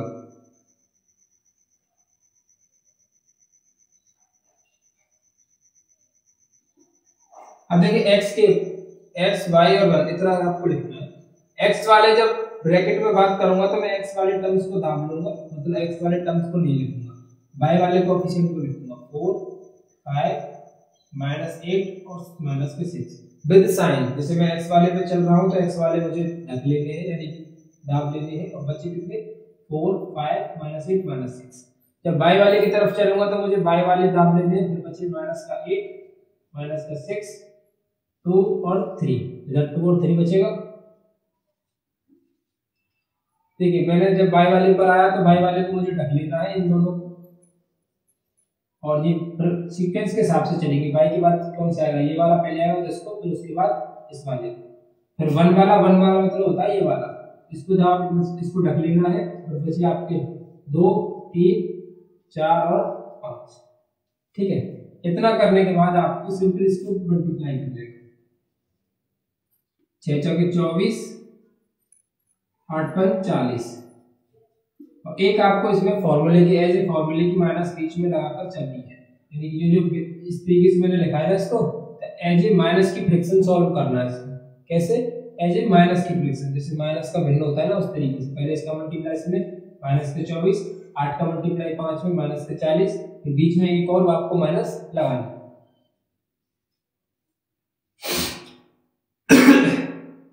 8 दिया 24, 6 दूनी 12, एक बीच में और माइनस, 8 दूनी 10, 4 दिया 12, एक बीच में और माइनस। सॉल्व करेंगे, माइनस माइनस प्लस होता है, माइनस के 24 प्लस के 40, माइनस के 24 प्लस के 12, माइनस के 2। x बराबर 40 में से 24 माइनस करोगे तो कितना बचेगा आपका 16। ठीक है, y बराबर 12 में से 24 माइनस करोगे तो माइनस की 12, इधर माइनस के 1/2। अब एक बार आपको क्या कर लेना है, एक बार तो x/16 की बराबर कर देना है माइनस के 1/2, ये वाला। एक बार आपको ये y के बराबर लिख देना है इस तरीके से, एक बार x/16 बराबर माइनस के 1/2, एक बार y/12 माइनस के 12 बराबर एक बार माइनस के 1/2। आपको सॉल्व कर लीजिए, 2 से कैंसिल होगा 8 बार, ये हो जाएगा x बराबर माइनस के 8, माइनस से माइनस ये बचेगा यहाँ पर 6, तो y बराबर हो जाएगा, y बराबर कितना हो जाएगा प्लस का 6, x बराबर -8 एंड देन y बराबर प्लस के 6, और ये है आपकी बचकांड विधि। बहुत ही सिंपल से स्टेप्स, बहुत ही आसान स्टेप्स। प्लीज एक बार वीडियो को रिवाइंड करके देख लीजिए और अच्छे से समझ में आएगा। ये हो गया आपकी बचकांड विधि का एंड। अब समझते हैं कि हमारे पेपर में किस तरीके से सवाल पूछे जाते हैं, उनको मैं टाइप करके समझाऊंगा आपका। ऐसे नहीं कि इस एक्सरसाइज में ये सवाल है, इस एक्सरसाइज में ये सवाल है, इस तरीके से नहीं समझाना चाहता मैं समझाना चाहता हूँ एक एज ए सीडी नहीं होती ना, पहले स्टेप, दूसरा स्टेप, तीसरा स्टेप, 4 5 6 इस तरीके से। तो ऐसे ये जो सवाल है, ऐसा सवाल आपसे एक दो क्वेश्चन, दो पे शायद दो, हाँ एक तो आपका कंफर्म है, एक तो आएगा, कौन से तरीके का आएगा वो भी मैं आपको बता दूंगा कि इस तरीके का एक सवाल आपका है। पर बेसिकली आपसे दो क्वेश्चन पूछे जाते हैं इस तरीके के। ठीक है, तो मैं आपको दोनों तरीकों के क्वेश्चंस कैसे पूछे जाते हैं उनके सभी टाइप्स को मैं आपको डिस्कस करने वाला हूँ जो आपके पेपर में पूछे जाते हैं। और लास्ट टॉपिक है इसकी वीडियो का, जो सभी टॉपिक्स को मैं डिस्कस करने के बाद ये वीडियो का एंड हो जाएगा, ये आपकी पार्ट 1 हो जाएगा और आपके अलजेब्रिक जितना भी पोर्शन होता है ओवरऑल लगभग खत्म हो जाएगा।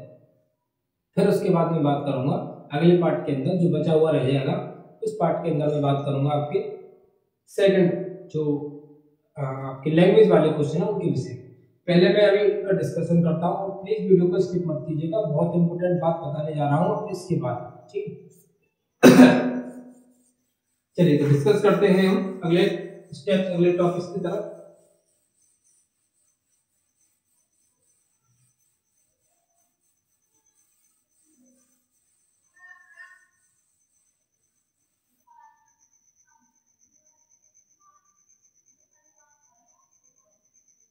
देखो टाइप 1 लिख देता हूँ इधर, जो मैंने आपको सिखा चुका हूँ उस तरीके के सवाल को, तो जैसे कि ये सॉल्व करने का जो तरीका है वो मैं आपको बता चुका हूँ। ठीक है, इस तरीके का सवाल अगर आपसे ऐसे पूछा जाए तब आप क्या करोगे।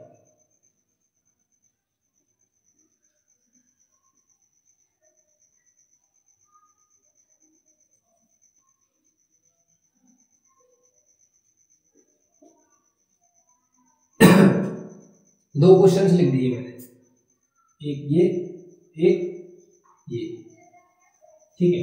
अब आप इनको सॉल्व करके बताइएगा कि x की वैल्यू और y की वैल्यू क्या है। अभी तक तो हमने नॉर्मली जिस तरीके से पढ़ा था उसको सॉल्व करेंगे। तो आप इसको टाइप 1 नाम दे सकते हो। देखिए सॉल्व कैसे करना है, हमको दिया हुआ है सवाल फ्रैक्शनल को, हम कैसे सॉल्व करेंगे। हम इसको बहुत ही आसान तरीके से सॉल्व करेंगे। कैसे, पहले समझते हैं सवाल की फॉर्मेट को समझते हैं।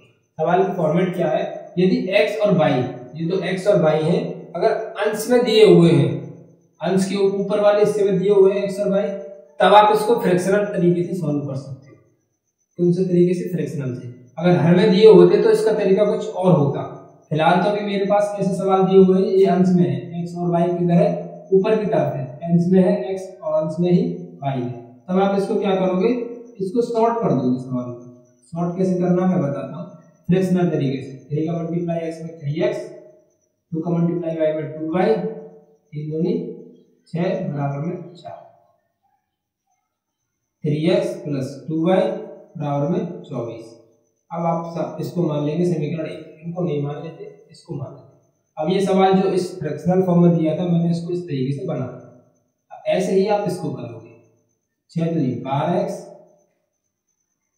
3y बराबर में 6 दिया 18 बराबर में 2, ये हो जाएगा 12x प्लस 3y बराबर में 18 दूनी 36।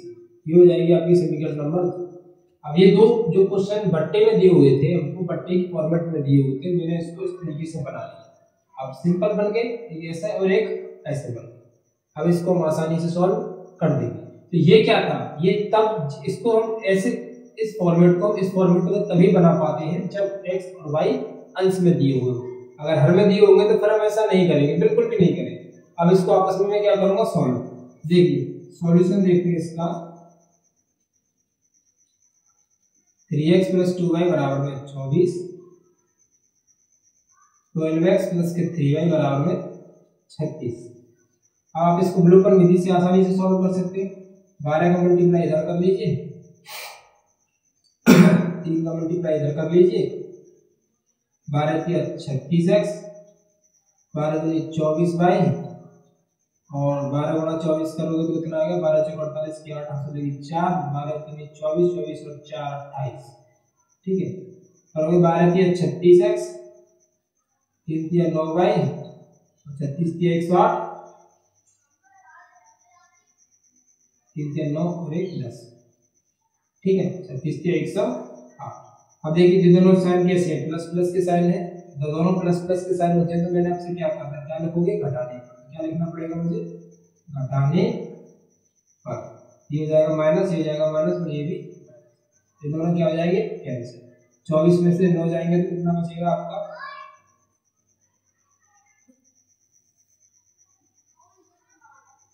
24 में से 9 जाएगा तो आपका बचेगा 4 5 15। ठीक है, 15 बाई, और 288 में से जब 108 जाएगा तो आपका बचेगा कितना, 8 में से 8 जाएगा तो 0, 8 में से 0 जाएगा तो 8, 2 में से जाएगा तो 180। y बराबर 180 बट्टे 15,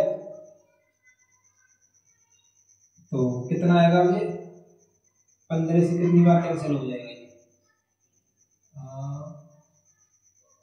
15 12, लगभग 12 बार कैंसिल हो जाएगा। y बराबर कितना निकल कर आ गया, 12, 15 150, 15 दूनी 30, 12 बार, y की वैल्यू कितनी निकल कर आ गई, 12। इसी तरीके से आप y का मान किसी भी इक्वेशन में उठा के रख दीजिए, आपका आंसर निकल कर आएगा। y का मान आप इक्वेशन फर्स्ट में रख दीजिए, इक्वेशन सेकंड में रख दीजिए। दोबारा करने की जरूरत नहीं है कि आप 3 का मल्टीप्लाई इधर करो, 2 का मल्टीप्लाई इधर करो। ये तो आप जब करते हो, जब आप नए नए सीखते हो इन चीजों को, तो आपको तो अच्छे से आते हैं विलोपन विधि किस तरीके से लगानी है, तो आसानी से सॉल्व करेंगे। कैसे सॉल्व करेंगे, y का मान इसके अंदर पुट करेंगे। y का मान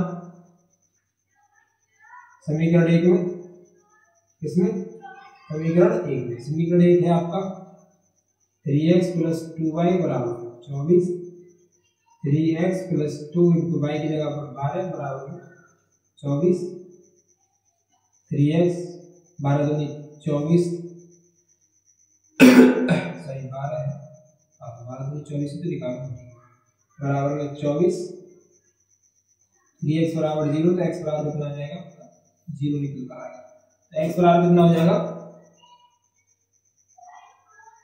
एक्स बराबर कितना निकल कर आया आपका 0, एक्स की वैल्यू 0 हो गई है, वाई की वैल्यू 12 हो गई। इस क्वेश्चन का आंसर ये निकल कर आया।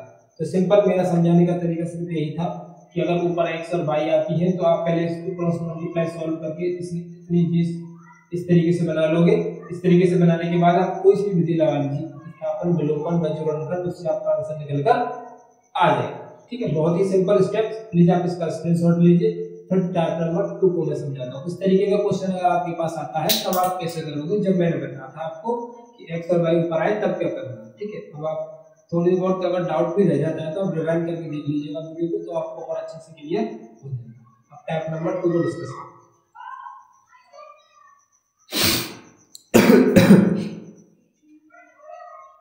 देखिए अब ये क्वेश्चन आपको दिख रहा है, ये है आपका 2/x, 4/x, 6/y, 2/y, 8/10। ठीक है, ये क्वेश्चन है आपका, ये आपका टाइप नंबर 2 है। अब आपको पहले वाले क्वेश्चन और इस वाले क्वेश्चन में क्या डिफरेंस दिख रहा है?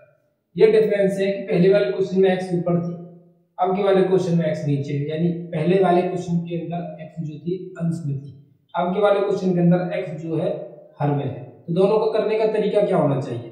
दोनों को करने का तरीका, पहले को करने का तरीका जब अंश में आती है तो हमको क्या करना पड़ता है, क्रॉस से सॉल्व कर लेते हैं। लेकिन अगर हर में आती है तो हम क्रॉस नहीं कर पाते, फिर हमको वही करना होता है जैसे क्वेश्चन का तरीका होता है। तरीका ये होता है 4 का मल्टीप्लाई आप ऊपर करोगे, 2 का मल्टीप्लाई आप नीचे करोगे।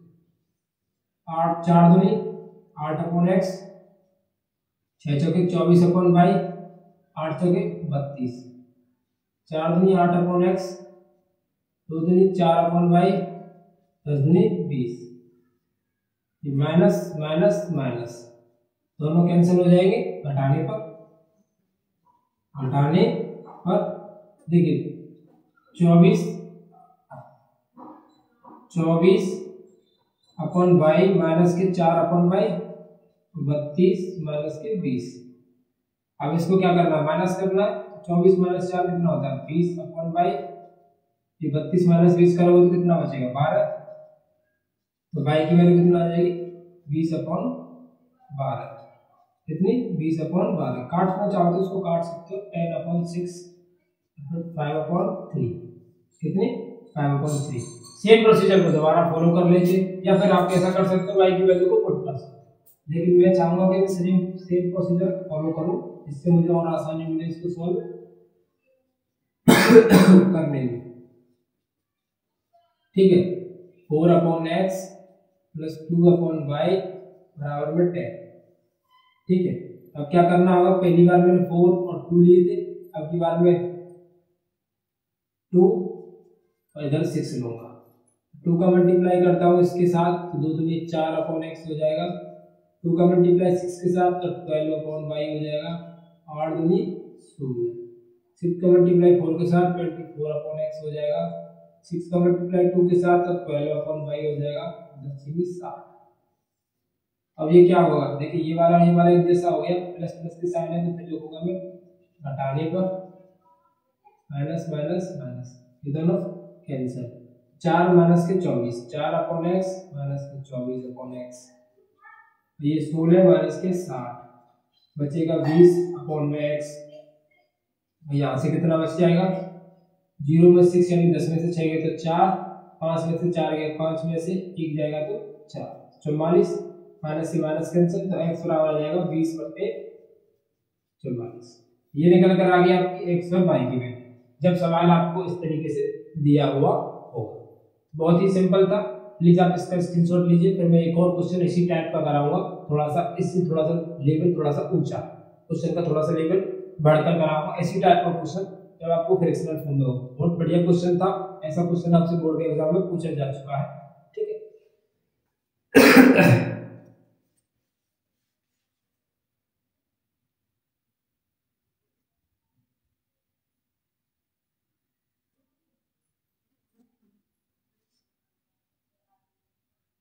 ये क्वेश्चन भी आपका टाइप नंबर 2 के अंदर ही आता है। ठीक है, देखिए 1/2x है, 1/3y है। आपका x और y जो है अभी भी हर के अंदर ही है, ना कि अंश के अंदर है। जब अंश के अंदर अगर होता है, यानी कि x अगर ऊपर होता, y अगर ऊपर होता तो मैं क्रॉस करता, लेकिन अभी भी ये नीचे ही है, तो मुझे सेम वही प्रोसीजर फॉलो करना है जैसा कि पिछले क्वेश्चन में किया था। ये क्या है 1/3 है, तो मुझे 1/3 का मल्टीप्लाई इधर, ये क्या है 1/2 है, मुझे 1/2 का मल्टीप्लाई इधर। अब आप कहोगे सर इसका मल्टीप्लाई कैसे करना है, तो मैं कहूंगा अंश का मल्टीप्लाई अंश में करना, हर का मल्टीप्लाई हर में। 1 का 1 में करोगे और 3 का 2 में करोगे 6x, 1 का 1 में करोगे, 3 का 3 में करोगे 9y, ये हो जाएगा 2/3। सेम 1 का 1 में करोगे 1/6x, 1/4y, 13/12। अब देखिए ये भी प्लस का है, ये भी प्लस का है, तो मैं क्या करूंगा घटाने पर माइनस माइनस और ये भी माइनस, इसलिए कैंसिल, तो 1/9 minus 1/4y is equal to 2/3 minus 13/12। Solve कैसे करोगे, क्रॉस से, इसका मल्टीप्लाई इसमें 4y, इसका मल्टीप्लाई इसमें 9y, और ये 9 चौके 36 y इंटू y, 12 दूनी 24, 13 तिया 39 और 12 तिया 36। ठीक है, 36 से 36 कैंसिल हो जाएगा, 4 माइनस के 9 करोगे तो माइनस के 5y y इंटू y। इसमें से क्या करोगे 24 माइनस के 9 करोगे तो कितना होगा 6 और 9 6 15 बचता है, तो ये हो जाएगा माइनस के 15/1। एक y से एक y कैंसिल, एक माइनस से एक माइनस कैंसिल। देखिए यहाँ पर क्या बचा आपका, इधर लिख देता हूँ, ठीक है, इधर बचा आपका 5/y, इधर बचा आपका 50, 5 दिया 15, तो y बराबर निकल कर आ गया 1/3। y की वैल्यू कितनी हो गई 1/3। अब आपको क्या करना है, या तो आप चाहो तो इसको दोबारा से सॉल्व कर सकते हो, इसी तरीके से मैंने मल्टीप्लाई किया था, नहीं तो आप y का वैल्यू इक्वेशन नंबर फर्स्ट में रख के सॉल्व कर सकते हो। y का मान समीकरण 1 में रखें 1/2x प्लस 1/3y बराबर में 2। क्वेश्चन ये था, y की वैल्यू थी 1/3, तो मैं 1/3 पुट करूंगा, y की जगह पर 1/3 बराबर में 2, 3 से 3 कैंसिल हो जाएगा, 1/2x प्लस यहाँ बचा 1 बराबर में 1 को इधर ट्रांसफर कर दूंगा, 1/2x बराबर में 2 माइनस 1, 1/2x बराबर में 1, तो ये कितना हो जाएगा x बराबर में 1/2, x की वैल्यू आ गई आपकी 1/2, y की वैल्यू आ गई आपकी 1/3। बहुत ही अच्छा क्वेश्चन था, बस थोड़ा सा उससे अलग था, इस वजह से मैंने बताना पड़ा मुझे, क्योंकि उस वाले में अंश में ही सिर्फ एक नंबर था, इसमें हमें था, तो ये थोड़ा सा ज्यादा आपका फ्रैक्शनल हो गया, इसको समझाने में मैंने ज्यादा समय दिया। बहुत ही अच्छा क्वेश्चन, आप अगर कोई डाउट होता है तो आप रिवाइंड करके देखिएगा, बहुत अच्छे से समझ में आएगा। अब चलते हैं टाइप नंबर 3 की तरफ, यानी टाइप नंबर 3 यानी इस तरीके से क्वेश्चन आपको कैसे पूछा जाएगा। टोटल टाइप आपके 5 हैं, उनको समझने के बाद आपके इस तरीके का क्वेश्चन आपसे कोई भी पूछ ले जाएगा ना, आप आसानी से सॉल्व कर दोगे।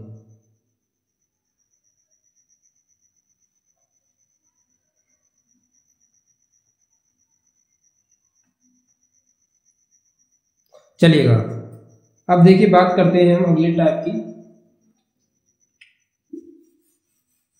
आई होप आपको अच्छे से समझ में आ रहा है, कोई भी डाउट कोई भी क्वेरी अगर आपको मिलती है तो प्लीज आप मुझे बता सकते हो। टाइप नंबर 3 क्या होना चाहिए, टाइप नंबर 3 है आपके लिए, अगर क्वेश्चन आपसे इस तरीके से पूछा जाए,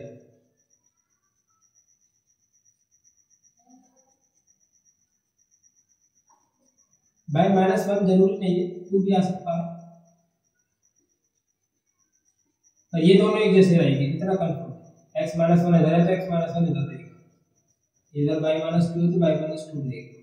अब ऐसा क्वेश्चन है हमारे लिए, इसको सॉल्व करते हैं, बहुत ही सिंपल है, कुछ भी नहीं करना। कुछ बच्चे परेशान होंगे कि -1 लग रहा है सर, इसको कैसे सॉल्व करेंगे, बहुत सिंपल है, बस आपको इतनी चीज का ध्यान रखना है कि जो x और y जो वेरिएबल है वो अंश में है हर में, अगर अंश में है तो फिर क्रॉस मल्टीप्लाई कर लीजिए और आसान हो जाएगा, अगर हर में है तो आपको सिंपल वही करना है, 3 का मल्टीप्लाई आप इधर करोगे, 2 का मल्टीप्लाई आप इधर करोगे, और आगे से गुणा करते हुए लेकर आप 3 का मल्टीप्लाई 2 में 6/x-1, 3 का मल्टीप्लाई 3 में 9/y-2, 5 दिया 15। इसका करोगे तो मुझे 6/x-1 और 10/y-2 6 दूनी 12। इसको क्या है, ये प्लस का है ये भी प्लस का है, तो मैं लिखूंगा यहाँ घटाने पर माइनस माइनस माइनस ये दोनों कैंसिल हो जाएंगे। तो 9/y-2 10/y-2 15 माइनस के 12। 9 में से 10 जाएगा तो माइनस के 1/y-2 और ये 3। ठीक है, 3 इधर आएगा, y-2 उधर चला जाएगा। माइनस की 1/3 बराबर y-2 -2 को मैं इधर लेकर आऊंगा तो किस में आएगा, प्लस में आएगा। चलिए मैं इधर लिख देता हूँ। माइनस के 1/3 में +2 जब मैं ऐड करता हूँ तो कितना सॉल्व होकर आएगा, ये 1 + 6 माइनस के 5/3, तो ये जाएगा 5/3। x की वैल्यू y की वैल्यू कितनी निकल कर आ गई आपकी 5/3। अब ये y की वैल्यू है आपकी 5/3। अब आप चाहो तो दोबारा से 5 का मल्टीप्लाई इधर 3 का मल्टीप्लाई इधर ऐसे सॉल्व कर सकते हो, नहीं तो आप इसको y की वैल्यू को रख कर पुट कर सकते हो। बहुत ही आसान है, कोई सा भी अप्लाई कर सकते हो। मैं y की वैल्यू रख देता हूँ। y का मान समीकरण 1 में आप चाहो तो ऐसा भी कर सकते हो जैसे मैंने इस क्वेश्चन में किया, 3 का मल्टीप्लाई इधर 2 का मल्टीप्लाई इधर। अब चाहो तो 5 का मल्टीप्लाई इधर 3 का मल्टीप्लाई इधर, तो दोबारा सॉल्व कर सकते हो, कोई दिक्कत नहीं है, वो भी आंसर आपका आएगा। देखिए समीकरण 1 है 2/x-1 प्लस y की वैल्यू है आपकी 5/3 - 2 बराबर में 5। इसको सॉल्व करोगे आप तो ये हो जाएगा 3 दूनी 6, 6 में से 5 जाएगा तो -1/3, 3 ऊपर चला जाएगा। चलिए प्लस है इधर, प्लस 3 हो जाएगा, ये माइनस के 9 हो जाएगा तो ये साइन माइनस हो जाएगा। इधर जाएगा तो कितना हो जाएगा, 9 और 5 कितना होता है आपका 14। इधर 9 + 5 हो जाएगा, ये 2 से कैंसिल हो जाएगा 7, तो ये हो जाएगा आपका 1/7 बराबर x - 1। 1 इधर आ जाएगा, x बराबर 1/7 + 1, आंसर आ जाएगा आपका 8/7। x की वैल्यू आ गई आपकी 8/7, y की वैल्यू आ गई आपकी 5/3। इस तरीके से भी आपसे क्वेश्चन पूछा जा सकता है, जब आपको x - 1 y-2 इस तरीके से दिया हुआ हो तब आप इस क्वेश्चन को ऐसे सॉल्व कर दोगे। अब चलते हैं टाइप नंबर 4 की तरफ, प्लीज आप इसका स्क्रीनशॉट ले लीजिए। आई होप आपको कोई डाउट क्वेरी होती है तो आप रिवाइंड करके देखिएगा, अच्छे से समझ में आ जाएगा, कोई डाउट नहीं है इस चीज़ में। अब आप देखिए इस क्वेश्चन को, टाइप नंबर 4 जो मैंने नाम दिया है इसको। क्वेश्चन क्या है, 6x + 3y बराबर में 6xy, 2x + 4y बराबर में 5xy। अब आप जब x y एक साथ है तो आप इसको सॉल्व नहीं कर सकते। जब x और y दोनों मल्टीपल में दिए हुए हैं तो आप इस तरीके के क्वेश्चन को ऐसे सॉल्व नहीं कर सकते।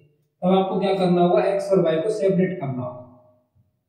तब आप क्या करोगे, x y का इधर डिवाइड कर दोगे, x y का इसके नीचे डिवाइड कर दोगे, वो भी अलग अलग। 6x में डिवाइड कर दोगे x y का, और 3y में डिवाइड कर दोगे x y का, इधर 6 हो जाएगा। इधर 2x में डिवाइड कर दोगे x y का, 4y में डिवाइड कर दोगे x y का, इधर 5 हो जाएगा। ठीक है। अब क्या करना है, x से x को कैंसिल कर देना है, y को y से कैंसिल कर देना है। x को x से कैंसिल कर देना है, y को y से कैंसिल कर देना है। इधर बचेगा 6/y + 3/x बराबर 6, तो ये 2/y + 4/x बराबर में 5। तो मैंने ये क्वेश्चन आपको टाइप नंबर 2 के अंदर सिखाया है। ये मैंने क्वेश्चन आपको टाइप नंबर 2 के अंदर बताया है कि जब अंश में हर में अगर y और x आ जाते हैं तब आप क्वेश्चन को कैसे सॉल्व करोगे। 6/y + 3/x बराबर में 6, 2/y + 4/x बराबर में 5, 2 का मल्टीप्लाई इधर 6 का मल्टीप्लाई इधर, देन सॉल्व। ये आप रूट है, आप इसको खुद करोगे सॉल्व। बहुत ही अच्छे से मैंने टाइप नंबर 2 को समझाया, आप टाइप नंबर 2 को देखकर इसको खुद करोगे, ये आपके लिए होमवर्क है। लेकिन जो समझाने वाली बात थी कि टाइप नंबर 4 में मैंने क्या समझाया, वो ये है कि अगर x y आपके साथ साथ क्वेश्चन के साथ में, क्वेश्चन के अंदर अगर एक साथ आ जाते हैं x y, तब आपको उनको क्या करना होगा, इस तरीके से सॉल्व करके लेकर के आना होगा। बहुत ही अच्छा क्वेश्चन है, ऐसा क्वेश्चन पूछा जा चुका है आपके प्रीवियस 2022 के पेपर में। आप जा सकते हो, पेपर उठा सकते हो, चेक कर सकते हो, कोई इशू नहीं है इस बात का। तो यहाँ तक इस टाइप के क्वेश्चन आपसे पूछे जा सकते हो, बड़े बड़े क्वेश्चन हैं, यानी बड़े बड़े क्वेश्चंस के कहने का मतलब है कि ये क्वेश्चन आपके बड़े नंबर्स में आते हैं, जैसे कि 4 नंबर में या 6 नंबर में। इस तरीके के क्वेश्चन आपसे बोर्ड के एग्जाम में पूछा जा सकता है। एक लास्ट स्टेप रह गया है आपका tap number 5, most important question है। हो सकता है आपको प्रीवियस जो आगे आने वाला पेपर है उसमें पूछा जा सके, तो प्लीज आप इसका स्क्रीनशॉट ले लीजिए, फिर मैं आपको टैप नंबर 5 को डिस्कस करता हूँ।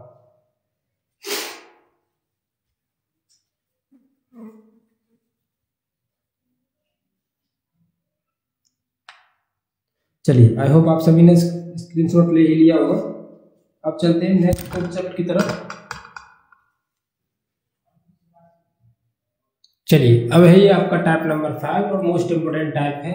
इससे टाइप से रिलेटेड आपका अगर ये क्वेश्चन आता है तो 6 नंबर से कम नहीं आएगा, और ये क्वेश्चन चांसेस है 99% चांसेस है कि ये क्वेश्चन आपको बोर्ड के एग्जाम में पूछा जाए। तरीका क्या है करने का वो समझते हैं।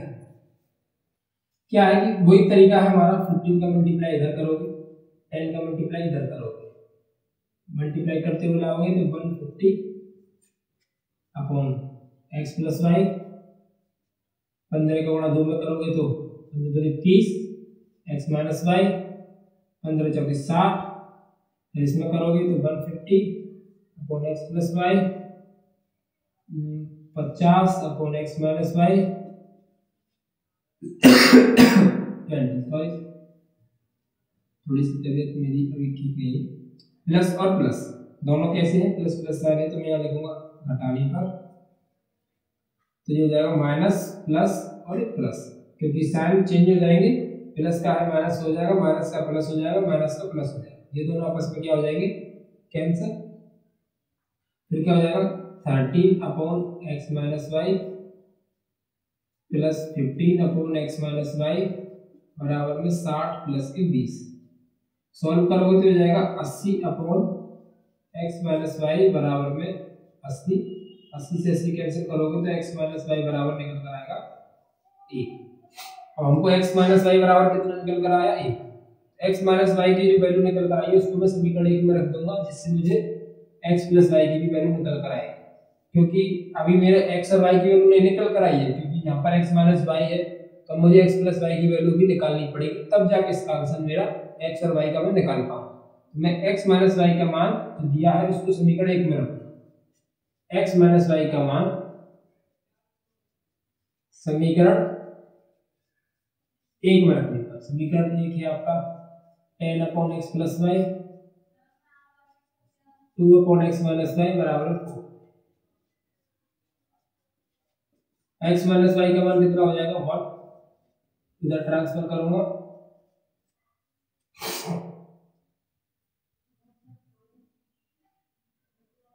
ठीक है। एक्स प्लस वाई ये हो जाएगा आपका 4 माइनस के 2 कितना हो जाएगा 2 बचेगा, इधर 2 से इसको कैंसिल कर दें तो एक्स प्लस वाई बराबर हो जाएगा 5।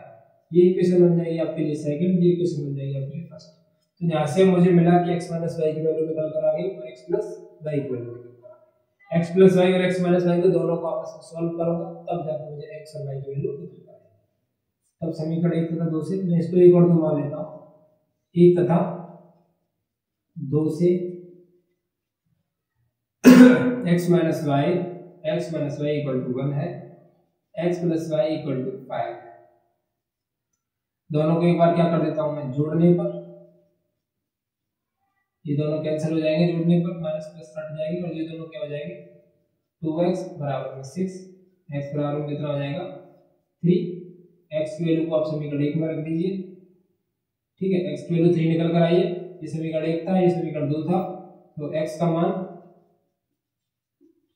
समीकरण 1 में, समीकरण 1 कितना है x माइनस वाई बराबर 1, 3 माइनस के वाई बराबर 1, माइनस के वाई बराबर में 1 माइनस 3, माइनस के वाई बराबर माइनस के 2, वाई बराबर कितना आ जाएगा 2। तो x की वैल्यू 3 और y की वैल्यू कितनी निकल कर आई 2। इस तरीके का क्वेश्चन अगर x plus Y x minus Y आता है तो इसको फिर हम ऐसे समझ सकते हैं कि इसको 2 बार करना पड़ता है, एक बार तो ऐसे किया तो एक बार दोबारा में इस तरीके से सॉल्व किया। तो ये तो हो गया आपका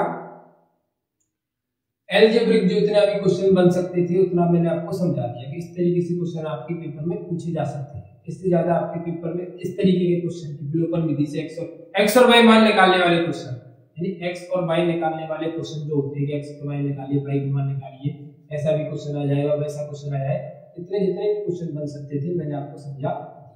अब बचे हुए जो हमारे थ्योरेटिकल क्वेश्चन है या फिर कोई कॉन्सेप्ट रह गए के का मान निकालने वाला, यदि अनंत हल हो तो के का मान ज्ञात कीजिए, कोई हल नहीं है तो के का मान ज्ञात कीजिए। दो तीन कॉन्सेप्ट रह गए, मैं उनको पार्ट 2 में कवर करूंगा। पार्ट 1 के लिए आपके इतना ही बहुत है, मिलते हैं पार्ट 2 के अंदर। अगर वीडियो पार्ट 1 आपको पसंद आई हो तो प्लीज वीडियो को लाइक कर दीजिएगा और अपने दोस्तों को ज्यादा से ज्यादा शेयर कर दीजिएगा वीडियो को।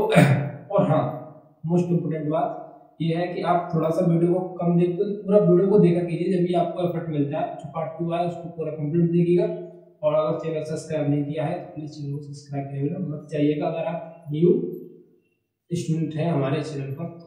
ठीक है, तो वीडियो को लाइक करना आपके लिए बनता है अगर आपको वीडियो अच्छे से समझ में आई है। ठीक है।